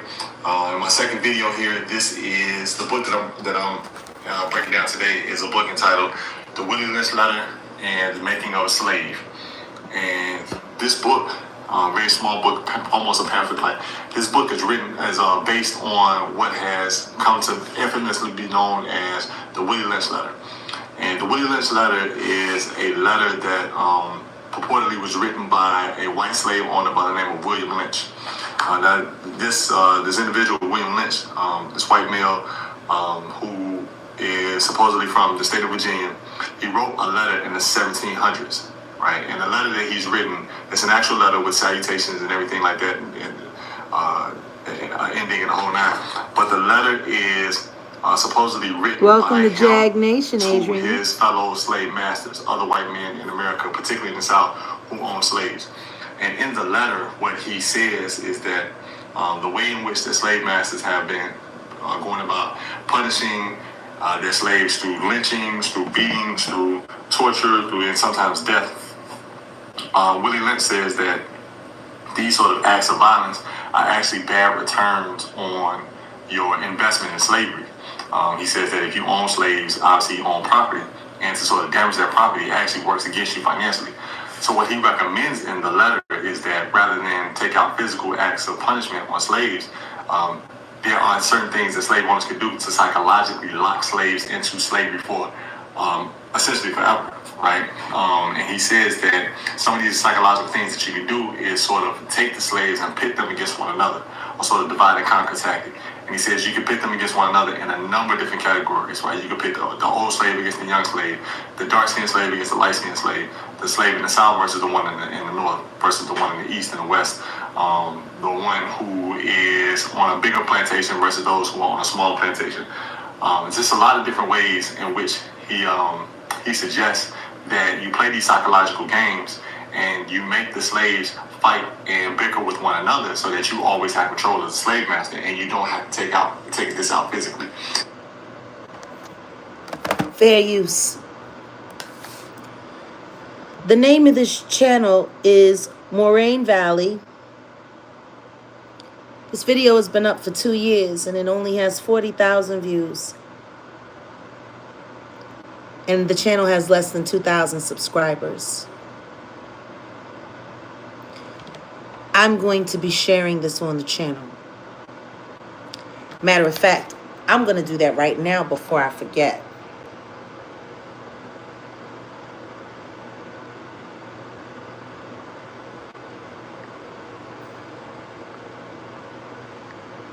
Please watch this Jaganators.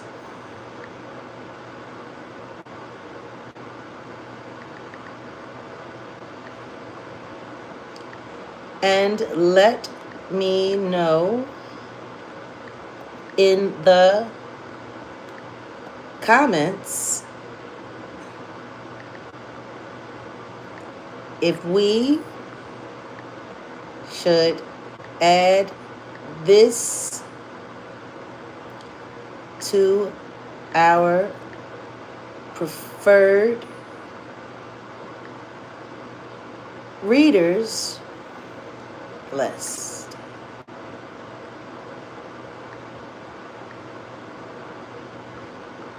Michelle.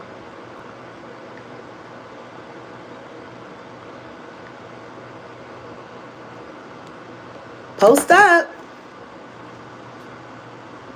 And let's make sure we subscribe to that channel as well. There are too many awesome channels here in this YouTube sphere that have great information, but for whatever reason, people can't ever seem to find it. Me, on the other hand, I'm going to help everybody find it. So I just posted that up on our community wall.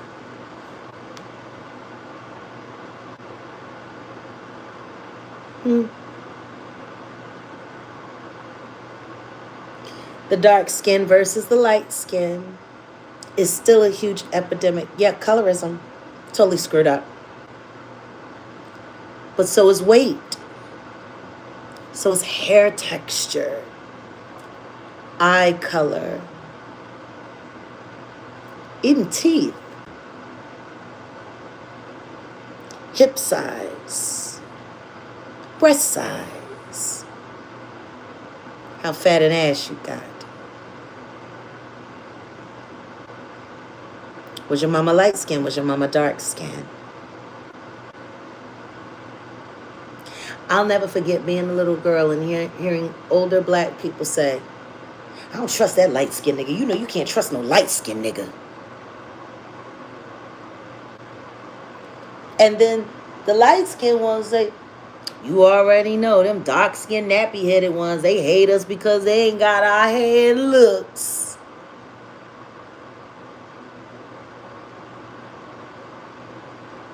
Yeah, he is a professor.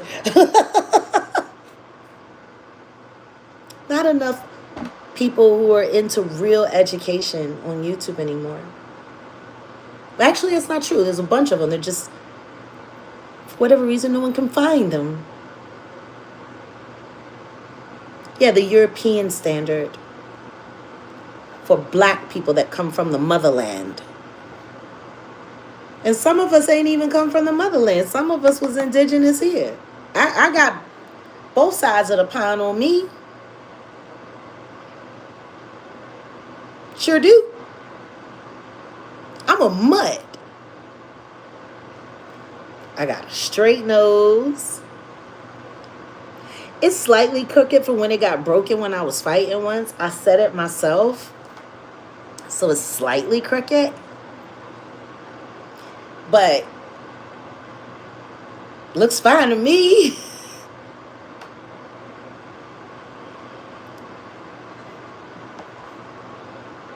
It's funny. The second that I start smiling and my dimples pop out, nobody's painting any imperfections on my face.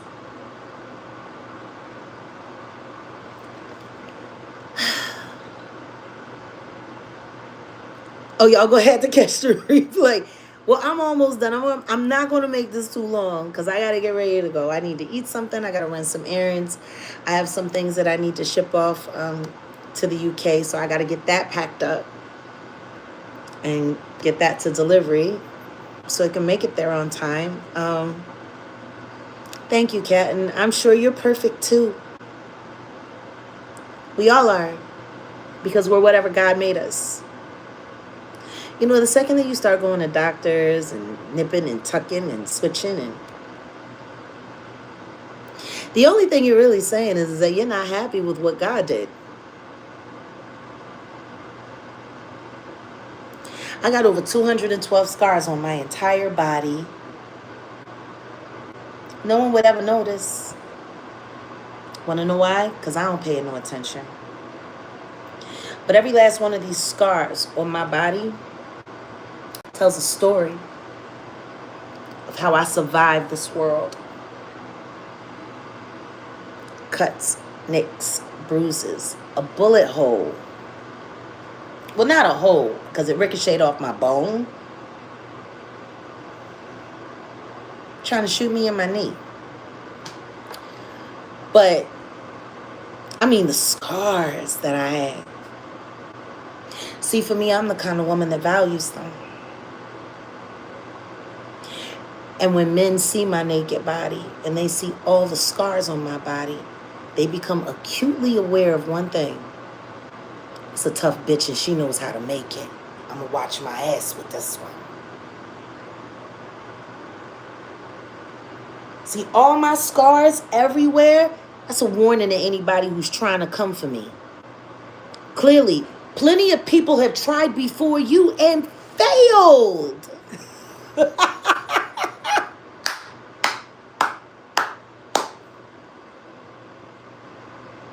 The cigarette burn in my cheek. That's how much they tried to make me hate myself when they essayed me. All 5 of those men. They burned me in several places on my body with cigars and cigarettes.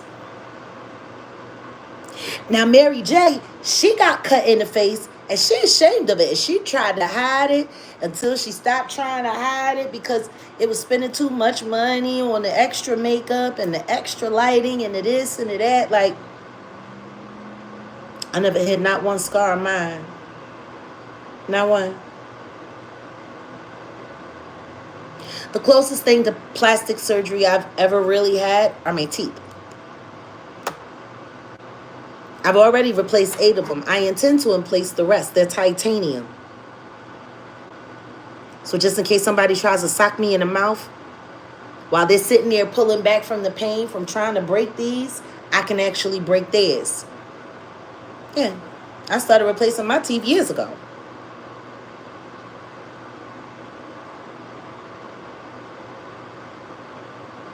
See, that's the difference between me and most people.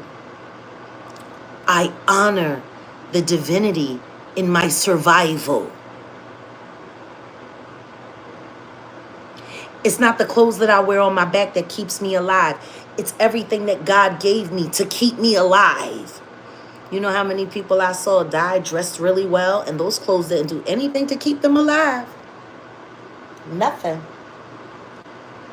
They just sat there bleeding all over the ground, and they spent $5,000-$10,000 for everything they had on. And as soon as they eyes, the light goes out of them eyes, and that thing, and then thing get fixed. They on it. They on it. Snatching the chain, snatching. You know how many people I see get unalived, and I watched everyone from the neighborhood come and rob them before the bag man in the truck come and get them. See, that's what happens when you value things over life. You know? That's what happens. Like, where the at? I'll tell you something right now. You can keep all that couture if it ain't Kevlar. Now, you find me. Now, if Balenciaga did a Kevlar line, that'd probably be the only Balenciaga I buy. I was raised by a doomsday prepper who was a Marine and a sniper. You think I care about the same things y'all people care about? Please.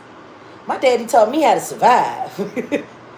Y'all fathers didn't even stick around to raise you or feed you. My daddy taught me how to survive. Do you know how to survive? I don't think so. Not if you trust the law enforcement. If you trust the law enforcement with your fruit, you ain't got no future. You have no future. None.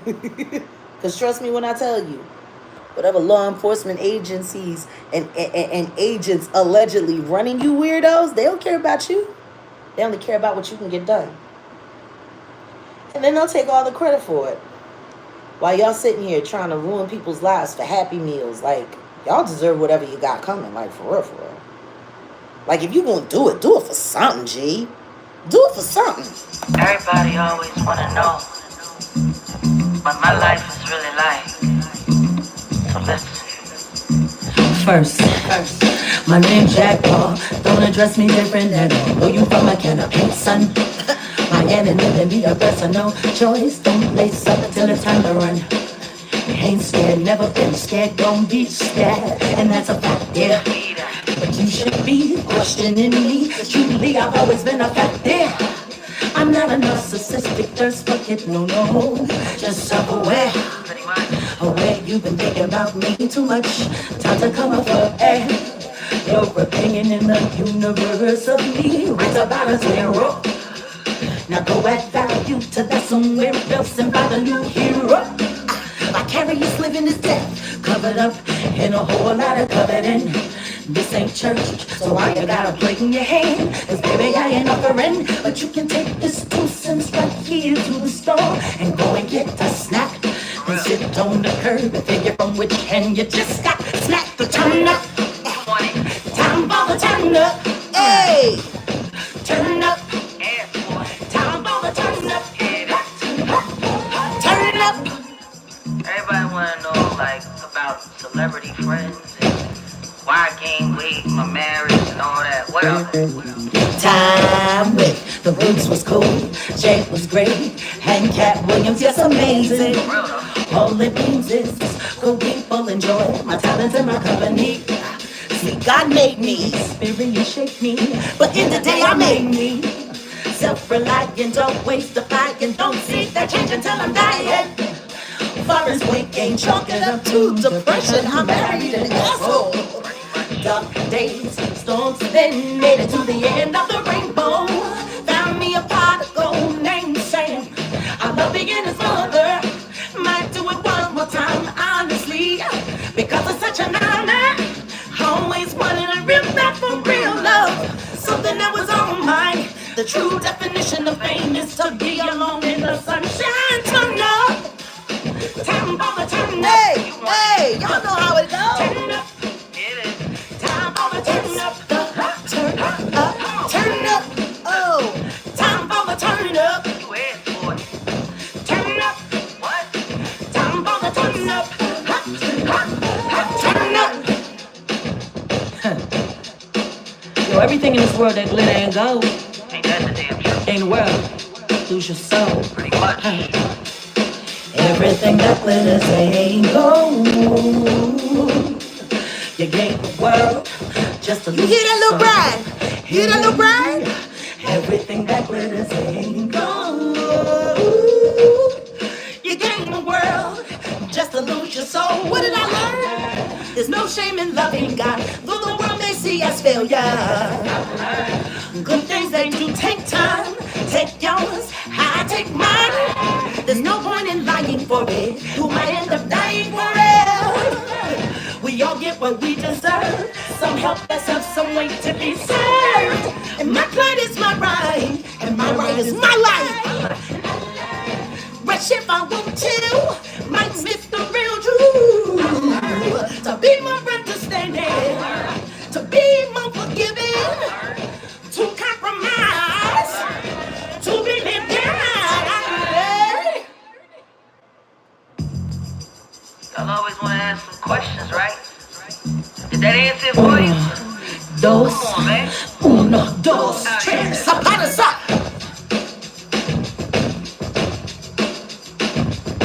Turn up. You wanted it. Yeah, I should email that to Lil Brian. I should email that to Lil Brian.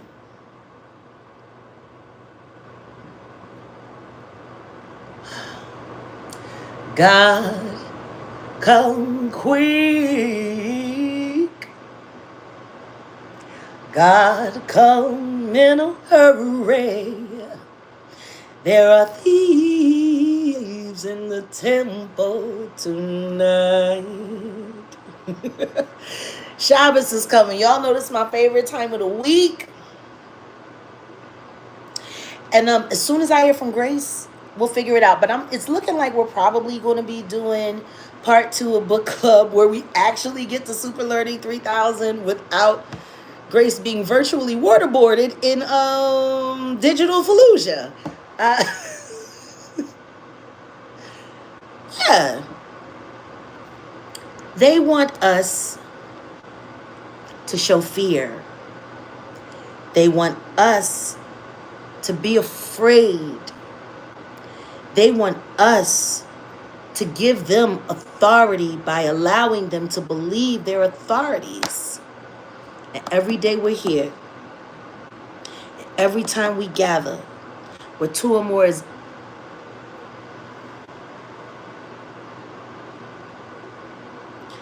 God says, do not be afraid.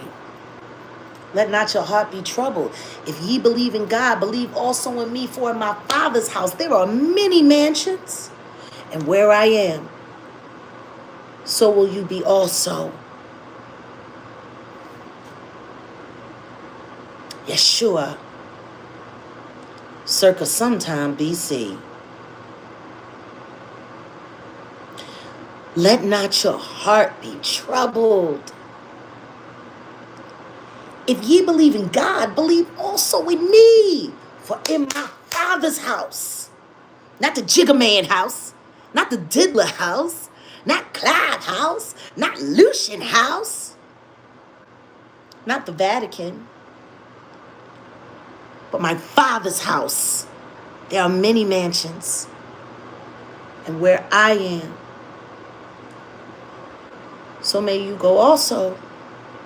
But you got to choose.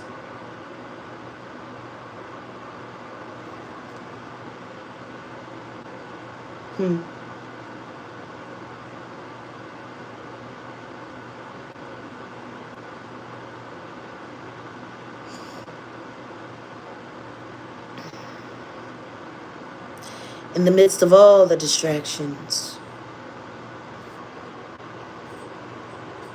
in the midst of all the chaos, all the little stress tests, trust issues,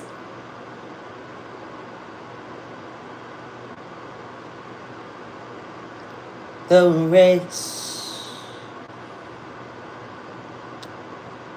it's not given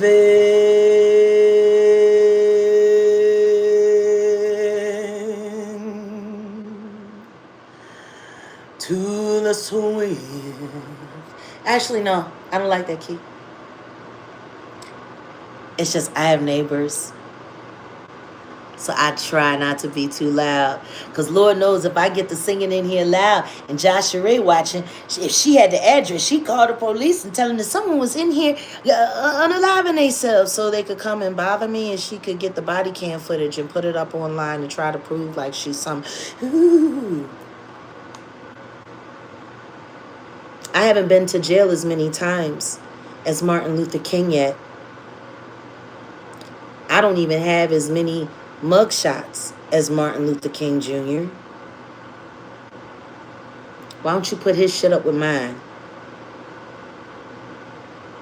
You unintelligent akata, being ran by a bunch of alphabet soup weirdos who are all about to lose their jobs.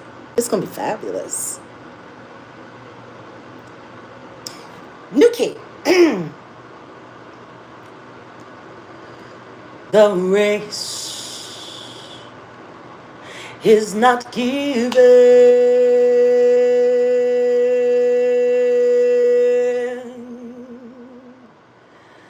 to the swift, nor to the strong.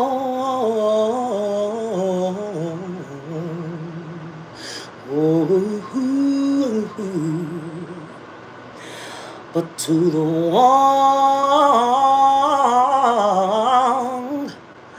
who endureth until the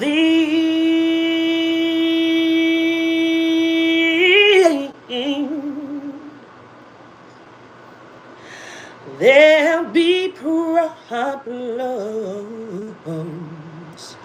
that sometimes you won't be able to solve. But I know that I know that I know things will work out. Oh, yes, they will. For the good of them. For the good. For the good of them.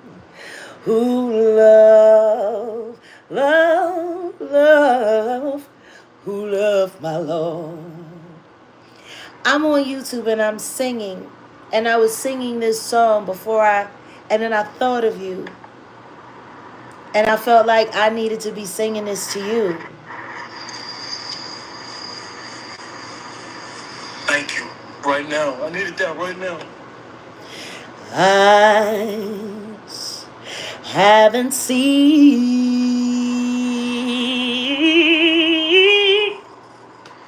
and neither have ears. They've not heard. Oh, no, no, no, they haven't heard the things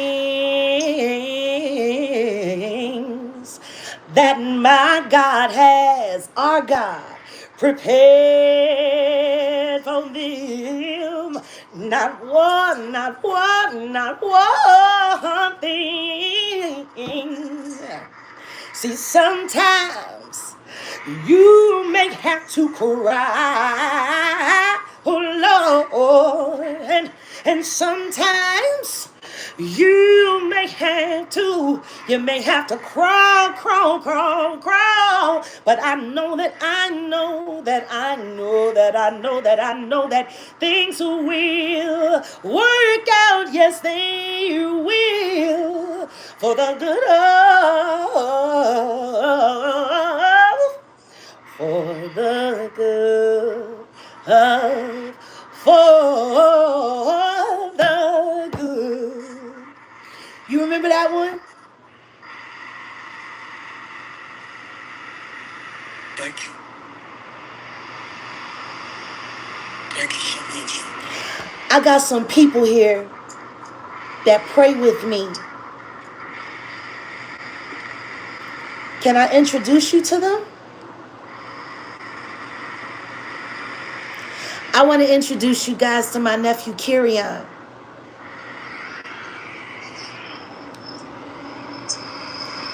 This is my YouTube channel. This is the Jaguar Wright Effect. This is my nephew. Not by blood, but in God. Yeah. Look at the devil. You see that? Look at the devil. Now I want to tell y'all something about my nephew. God put his hand on him a long time ago, and his work is just getting started. And I'm asking for every one of us here on my platform to make sure that we pray for him to be able to do God's will to the fullest and let no one get in his way. Nobody. Nobody. I done turned the channel into a prayer group. Wow. Wow. And we done put together some prayer warriors. You hear me? It's time. For the real worshipers. For the real worshipers. For true kingdom people. Yeah. What you doing? I see you on the road. You busy? Not really. I mean, I just left a meeting, and I'm just kind of like trying to get, bills handled and everything. It's top of the month. You know how that goes. It's the first of the month.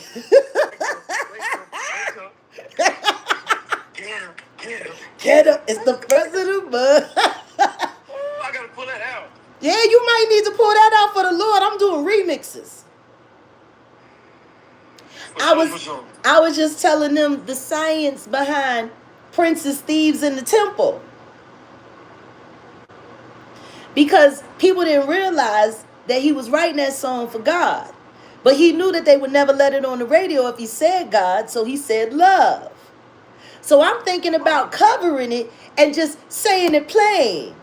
Because love come quick, but God come quick. Yeah. God come in a hurry. There are thieves in the temple tonight. You should do that one with me. I'm down. Oh, way down. Oh, really? I'm down. Oh, yeah. It's on. It's on. I'm down. You in the town or you out of town? I'm not in the town, but I'm around. But I'm Okay. never, I'm never out of reach for you. But we gonna figure that out because I need you in person. It's time. We need to run into each other someplace other than my brother's house or court. Or the blue couch. Or the blue couch. Oh, that was so much fun last year around my birthday. Oh, and then your birthday, and you came and we sat by the pool. Oh, we had a good time. My birthday coming up is May 7th. I know, my birthday's May 17th. You keep forgetting we 10 days apart. I'll never forget again. Well, let's figure that out, because I could use a little birthday time with one of my favorite nephews. I love it. So that's going to be on your YouTube page? Yeah, we're live right now. Okay, and it's called The Jaguar Wright Effect. Effect. Okay. And Perfect. you let me know when you're ready to start reaching out to the world so I can tell people where to follow you. Okay. But whenever you're ready. Trust me, they here. We almost 60,000 strong on this page. That's amazing. That's God. Yeah, absolutely. Because that's all I'm doing here is God's word. That's it. Wow. There's been so many attacks today that, like, you calling me was like... I know. I know. The pressure buildup was through the roof. Through the roof. Like, I'm here, and I'm going to do better with calling more often. It feels like the only people that call me are enemies and people that want to attack me. It feels like that's the only people that call me. Listen to me. The spirit was going around. The thieves was in the temple last night. They was working, and I just wanted to have this. God said, call him now. I started singing that song, and God said, call him now.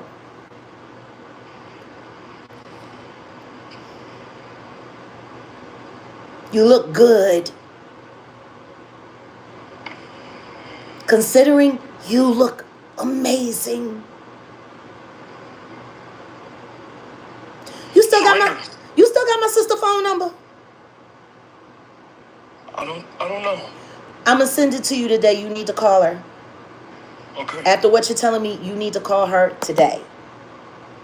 Okay. I'm sending you the number. As soon as you hang up. All right. Okay. I love you. I love you. I'm going to call you a little later on. I just got some packing up to do and some stuff to move around. But I'm going to talk to you before sun goes down. You know, Sabbath is coming in. Is it okay if I tell them who you really are, other than my nephew? Yeah, it's okay.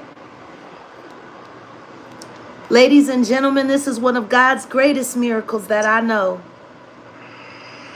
This is Kerryon Franklin.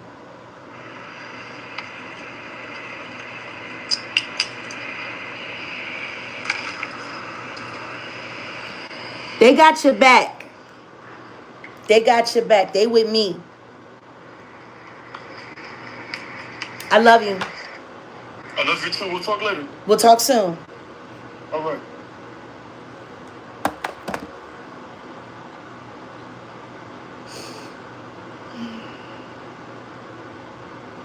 I've been waiting for him to get stronger.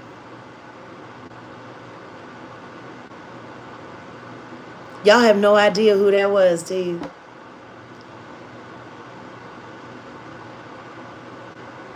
His father's in the music industry. His father's name is Kurt Franklin.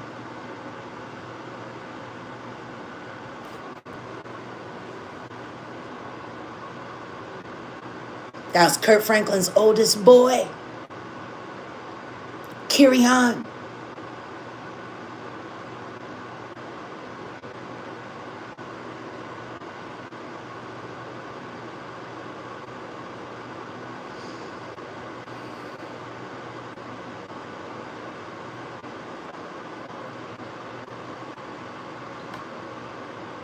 He looks better than his daddy. That's for damn sure. He He looks better than his daddy, and he don't twerk in church.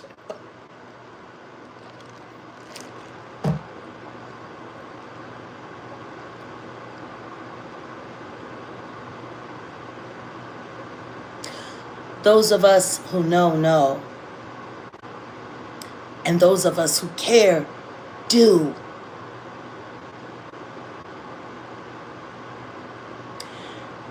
I'll never forget the day me and Carrie-Ann bumped into each other at court in Dallas. Jay-Z had fixed me up and his daddy had fixed him up. And I've been praying him through it ever since.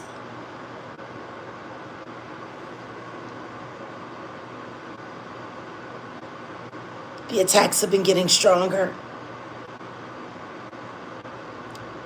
And I'm just asking for y'all who choose to pray with me.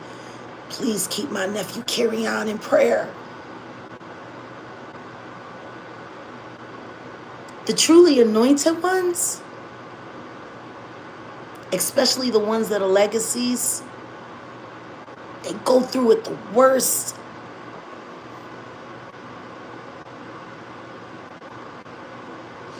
What have I always said? If you really want to know where all the bodies is buried, if you really want to know all the dirt, talk to the kids. I'll never forget the first time Carrie-Ann told me that Robert Kelly, had been calling to their home phone to speak to his dad. Entertainers don't give out their home phone number, not even the other entertainers. Cell phone manager, back in the day, of course, pager. But if you got the home phone number where the children pick up the phone and answer, you're close. Really close. And yet, all of that friendship,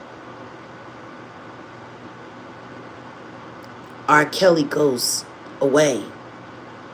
And Kurt has not said one word to speak up for him, or even to denounce him, or even to ask the world to pray for him, or even to ask to go to the jail. He's a minister. You can let Robert Kelly call your house where your child can pick up the phone and know that R. Kelly is calling my dad on the house phone. And you ain't been up to that jail to visit him once, to pray with him? Shame on you. Shame on you. Or maybe the reason why you're not doing it is because you're just trying to duck under, because who knows what Mr. Kelly can tell about you.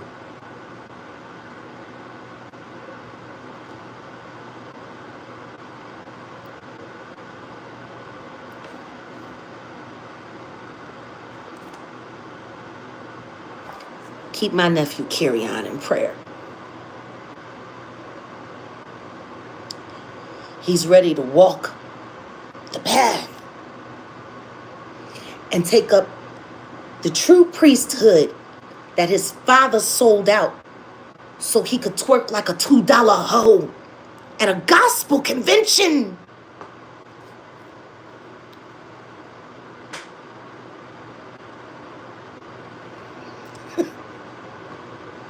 It's insane. And they talk about my motherhood. All of these people, they're fucking the worst parents in the world. And they'll sell their kids out like that. Just to stay on. And y'all sitting there watching them Carter niggas run those kids across that stage like it. Oh, baby can't do it no more. So you got to get the kids out of the stable and get them working fast, because you couldn't keep Rihanna in line.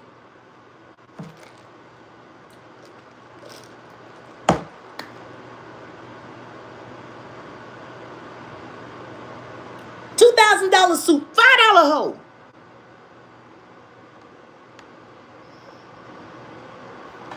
Thank you for all the super chats, guys. I'm sorry.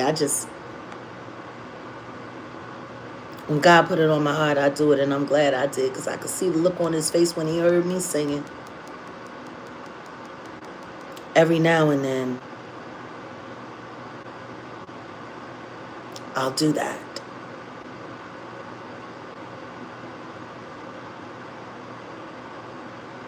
You want to sell your own soul to the devil, that's fine, but leave the kids out of it. Ain't that what they always say? Oh, leave the kids out of it. Leave the kids out of it. Leave the kids out of it then. All of it. It's just wild to me.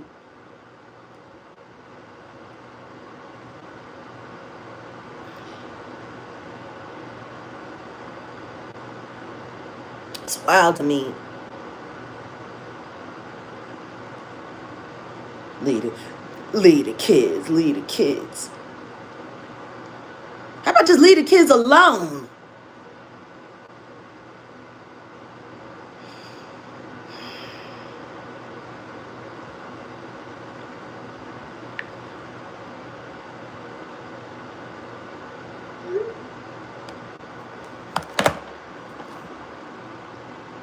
I do my best to keep my prayer warriors around him as often as possible. But with him wanting to move forward and pick up his priest robe, I'm just asking for everyone here that believes in God. And even if you don't, your positive thoughts, put it in a pink bubble and send it on up. Because that young man's testimony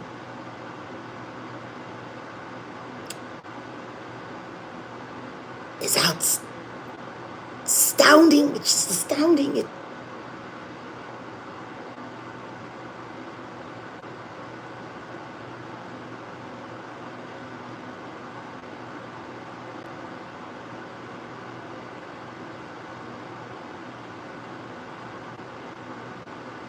Sometimes I wish Orlando Brown had in him what Kirion does.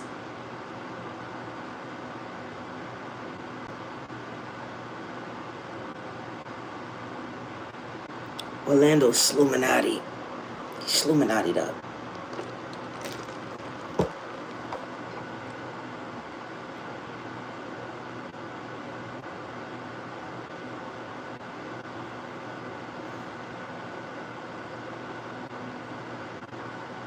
This is what my life's all about.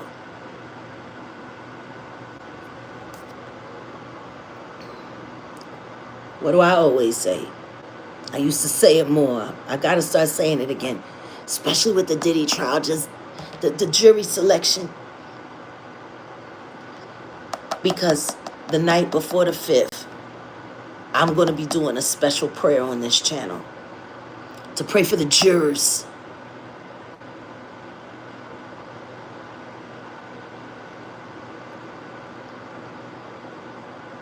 They're the most important people in the world right now. We don't even know.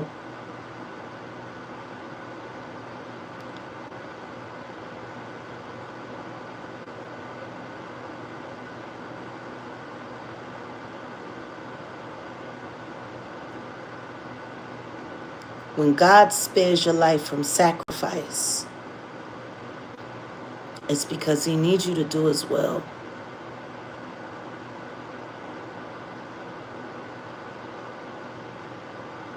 Yes, to give them a heart of discernment and to give them a heart that listens to God. There's going to be so many lies told in that courtroom, especially coming from the defense side.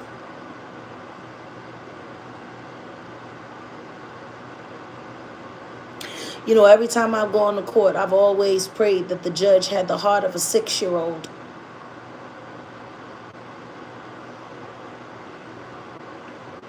Free from lies. They're the most important piece on the chessboard right now. We gotta pray for the victims and the survivors, but we gotta pray for these. We gotta pray for these jurors. These YouTubers have run amok in this digital world, and we don't know how many of them people potentially have been listening to or even possibly follow some of these weirdos doing all of this lying. We gotta pray for the jurors. And the judge.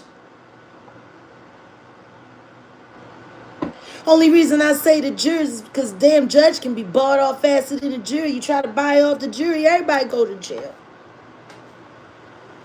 So you got to intimidate them or give some money to their family or pay off an old student loan debt that came from your first marriage. Or they got so many ways to buy people off.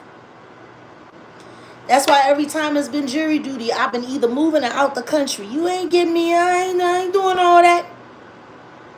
I ain't doing none of that, actually. I'm not sitting there with no bag lunch and an apple and a book or a crossword or what's that, the Sudoku. Listen to a bunch of shit that I don't want to hear, that if I really care about it, what I do is pray about it and walk the fuck away.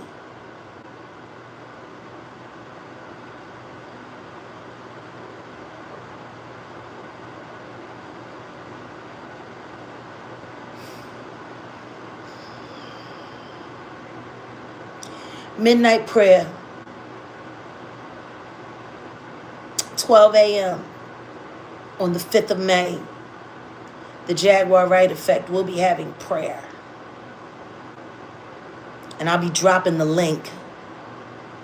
So anybody that wants to come up and say their own special prayer or own special dedication to make sure that this trial is under God's control. That's what we'll be doing on the 5th at 12 a.m. here on the Jaguar Wright Effect.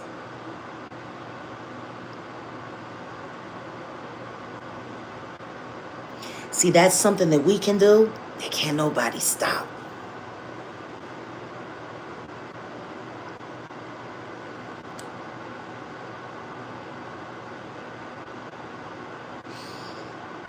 I need to eat something. So, yeah, it's been fun. As always.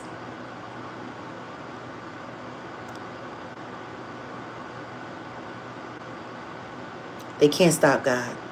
No matter how hard they try or try to pretend they are him, they can't stop God. And I love y'all back. And that's why we have this channel. Y'all done heard it from the rest, now hear it from the best. Everybody else done had something to say about me, but it's so much better when you get to hear it from me. At least give me a chance for you to scrutinize so you can see for yourself that I ain't capping. Not at all. And I love the family that we have here too. I love what we're building. Like for real, y'all, this community is probably one of the biggest achievements of my adult life. Proud of that. I'm proud of us. Thank you for the concert. Well, I'm just sharing. But I will be making an announcement soon. Because it's looking like the Jaguar Wright Effect is live. Might be going real world. Real soon. What y'all think about that? If we take our show on the road. Would you guys like that? The Jaguar Wright Effect live at a city in a city near you? I don't know what you think.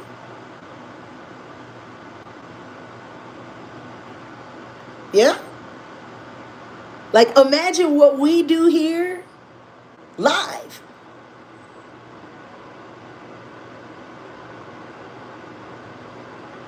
What do you think?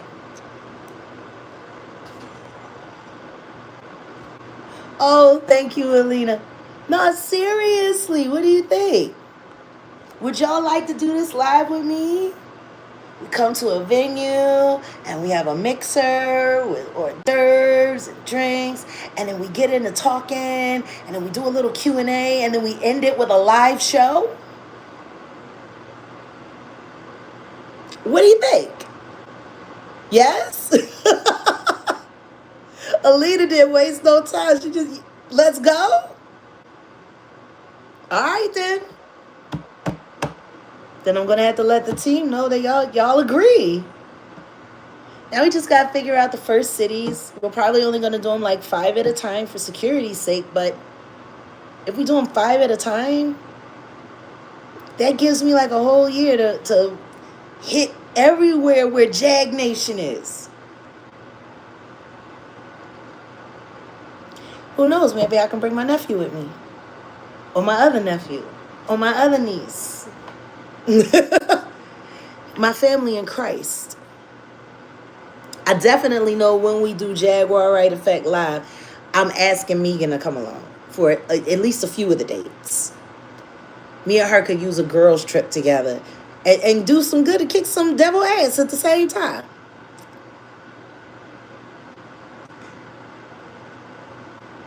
All right, then. Well, that's all for now. As soon as I hear from Grace when she's done making sure that she's not bothered in the real world anymore, we'll be back with Book Club Part 2. No virtual waterboarding.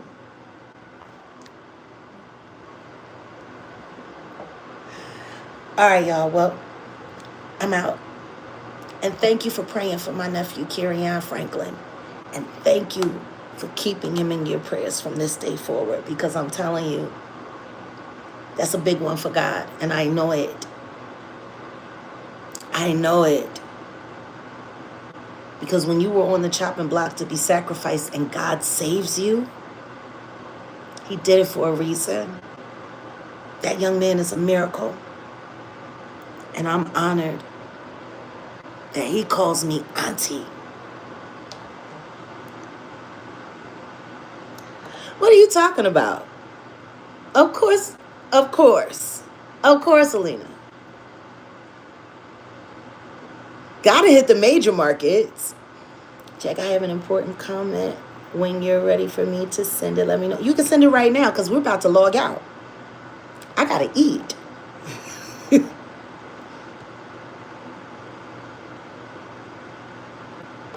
Let me stop being so impatient. Okay, hold on a second. Jack, I'm someone that the literal devil tried to do a deal with, but got rejected. I'm currently able to point out things that people TV. My email address is jaguarwright@gmail.com. That's my personal email address. Let's start there.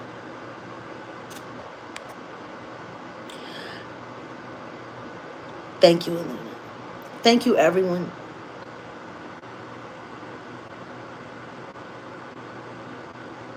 Like I said, my email address is my name @gmail.com. Let's start there. And on that note, I gotta go because I gotta get ready to make Sabbath dinner, and I'm making a steak. And I don't know why, but I'm feeling like I want some taters, some mashed taters, and I got some spinach and a crab, green goddess, Caesar salad. Yeah, child. Seriously. I don't know who y'all be thinking about. I don't know who y'all people think I am. See this gorgeous piece of meat? Gorgeous. $40. It's a $40 steak. See how thick that is? It's going down, down, down, down, down. But I'm glad I'm not eating it by myself. That I will say, because that's too much for me. It'll take me like 4 days to get through that thing. I have to make it a breakfast, a lunch, a dinner, and a snack, or a sandwich. No, see, what we about to have is, once I heat it up, you know, last night while I was trying to cook and couldn't eat during book club, that's the spinach with peppers, roasted garlic, and red onion, and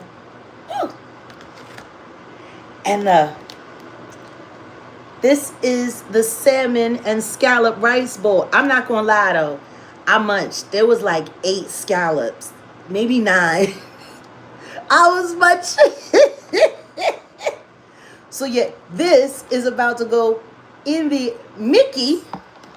As much as I hate to do it, I wish I wasn't so hungry that, because I really don't like using microwave like that anymore. I can't wait until I get my final kitchen all set up with my air fryers and stuff like that. But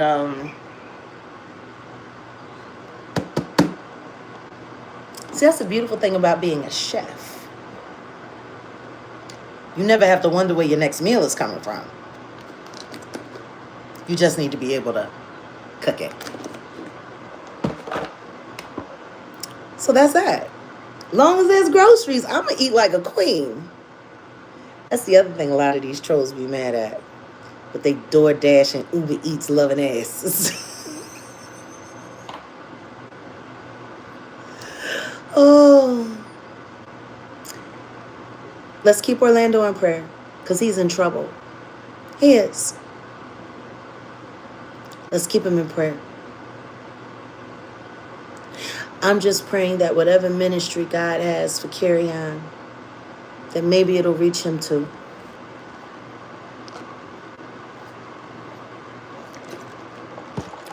Celebrity kids have it the worst.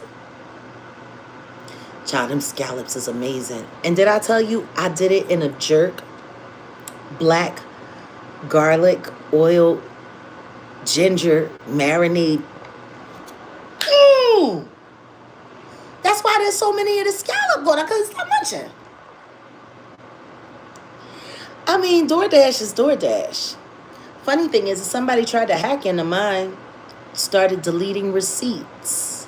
I'm going to have to call the headquarters about that, because I need access to every receipt. It's funny. Some of the places that I had things DoorDash to are attached to some people that I'm sure don't want me to still have that address. Might be afraid. Be not afraid. You believe in God, believe also in me, for in my Father's house there are many mansions, and not a project or a cockroach in sight. I'll see you guys. Love you. Oh, my husband was head chef for fine dining. Oh, in London. Oh, he's serious. You know, Mel, I don't know if you've ever heard of, there's an old recipe that they used to serve at the palace for the royal called millionaire sauce. It was actually made by an esteemed, chef who was a peasant, and he had went to apply for a job at Buckingham. I guess it was Buckingham Palace way back when. I think it was like the 1800s or something. And so he made the sauce, and he poached the fish in the sauce, and they call it millionaire sauce. And apparently, as the legend has it, he was no longer allowed to cook it for anyone else other than the royal family. But he had written down the recipe and slid it to a family member. And so, kind of like the legend behind Ratatouille. So it's the same thing with millionaire sauce. And I learned how to make millionaire sauce, and I'm telling you, so good. And it's done with just all fresh vegetables. And if you want to get jazzy, you can add a little meat stock to it, or some bone marrow. But other than that,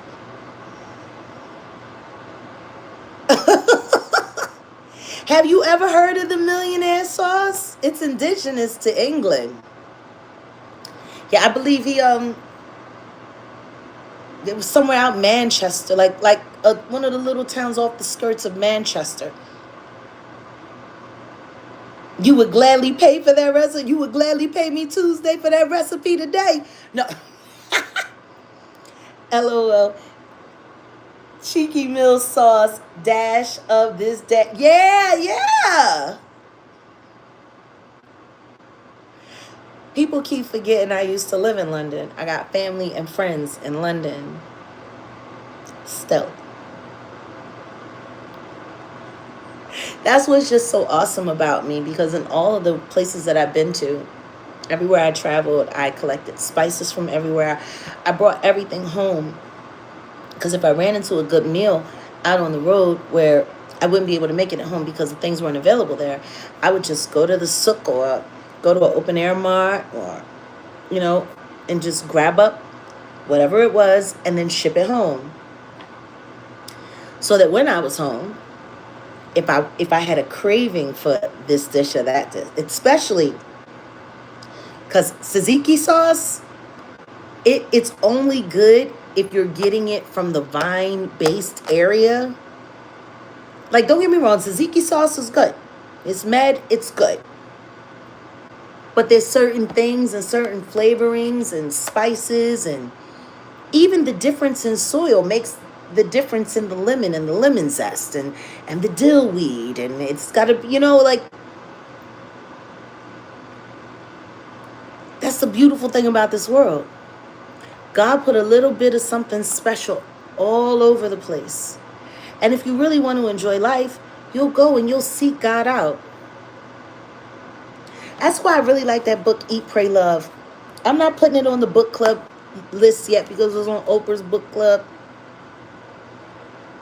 But I suggest everyone who likes to take an adventure in your mind, in your soul, just all through your spirit, you should read that book. And like they say in the book, Antraversiamo. Shall we cross over? Well, I'm about to cross over into this meal.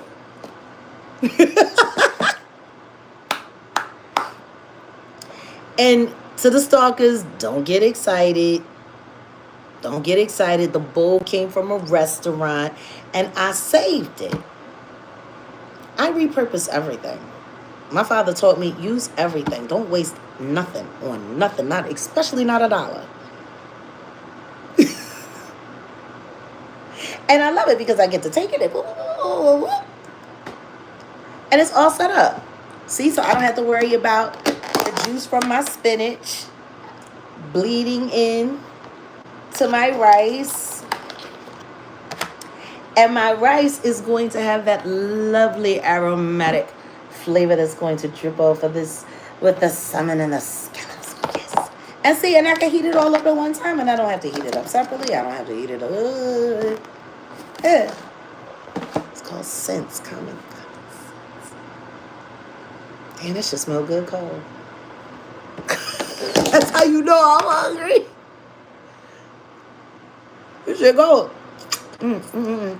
See you so.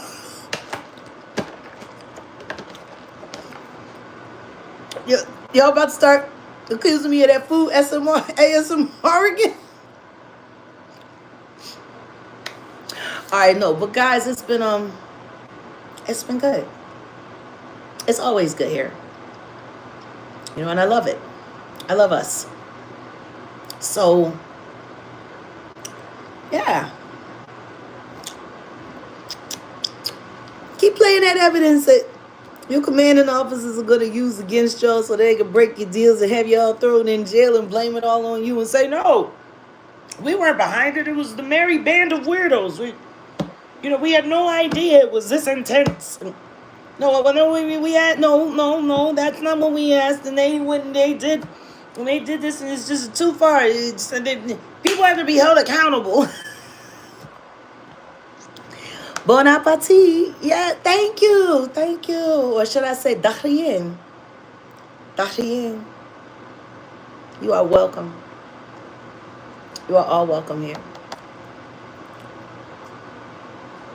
Bye. We'll be saying bye for the next 20 minutes if I don't leave now.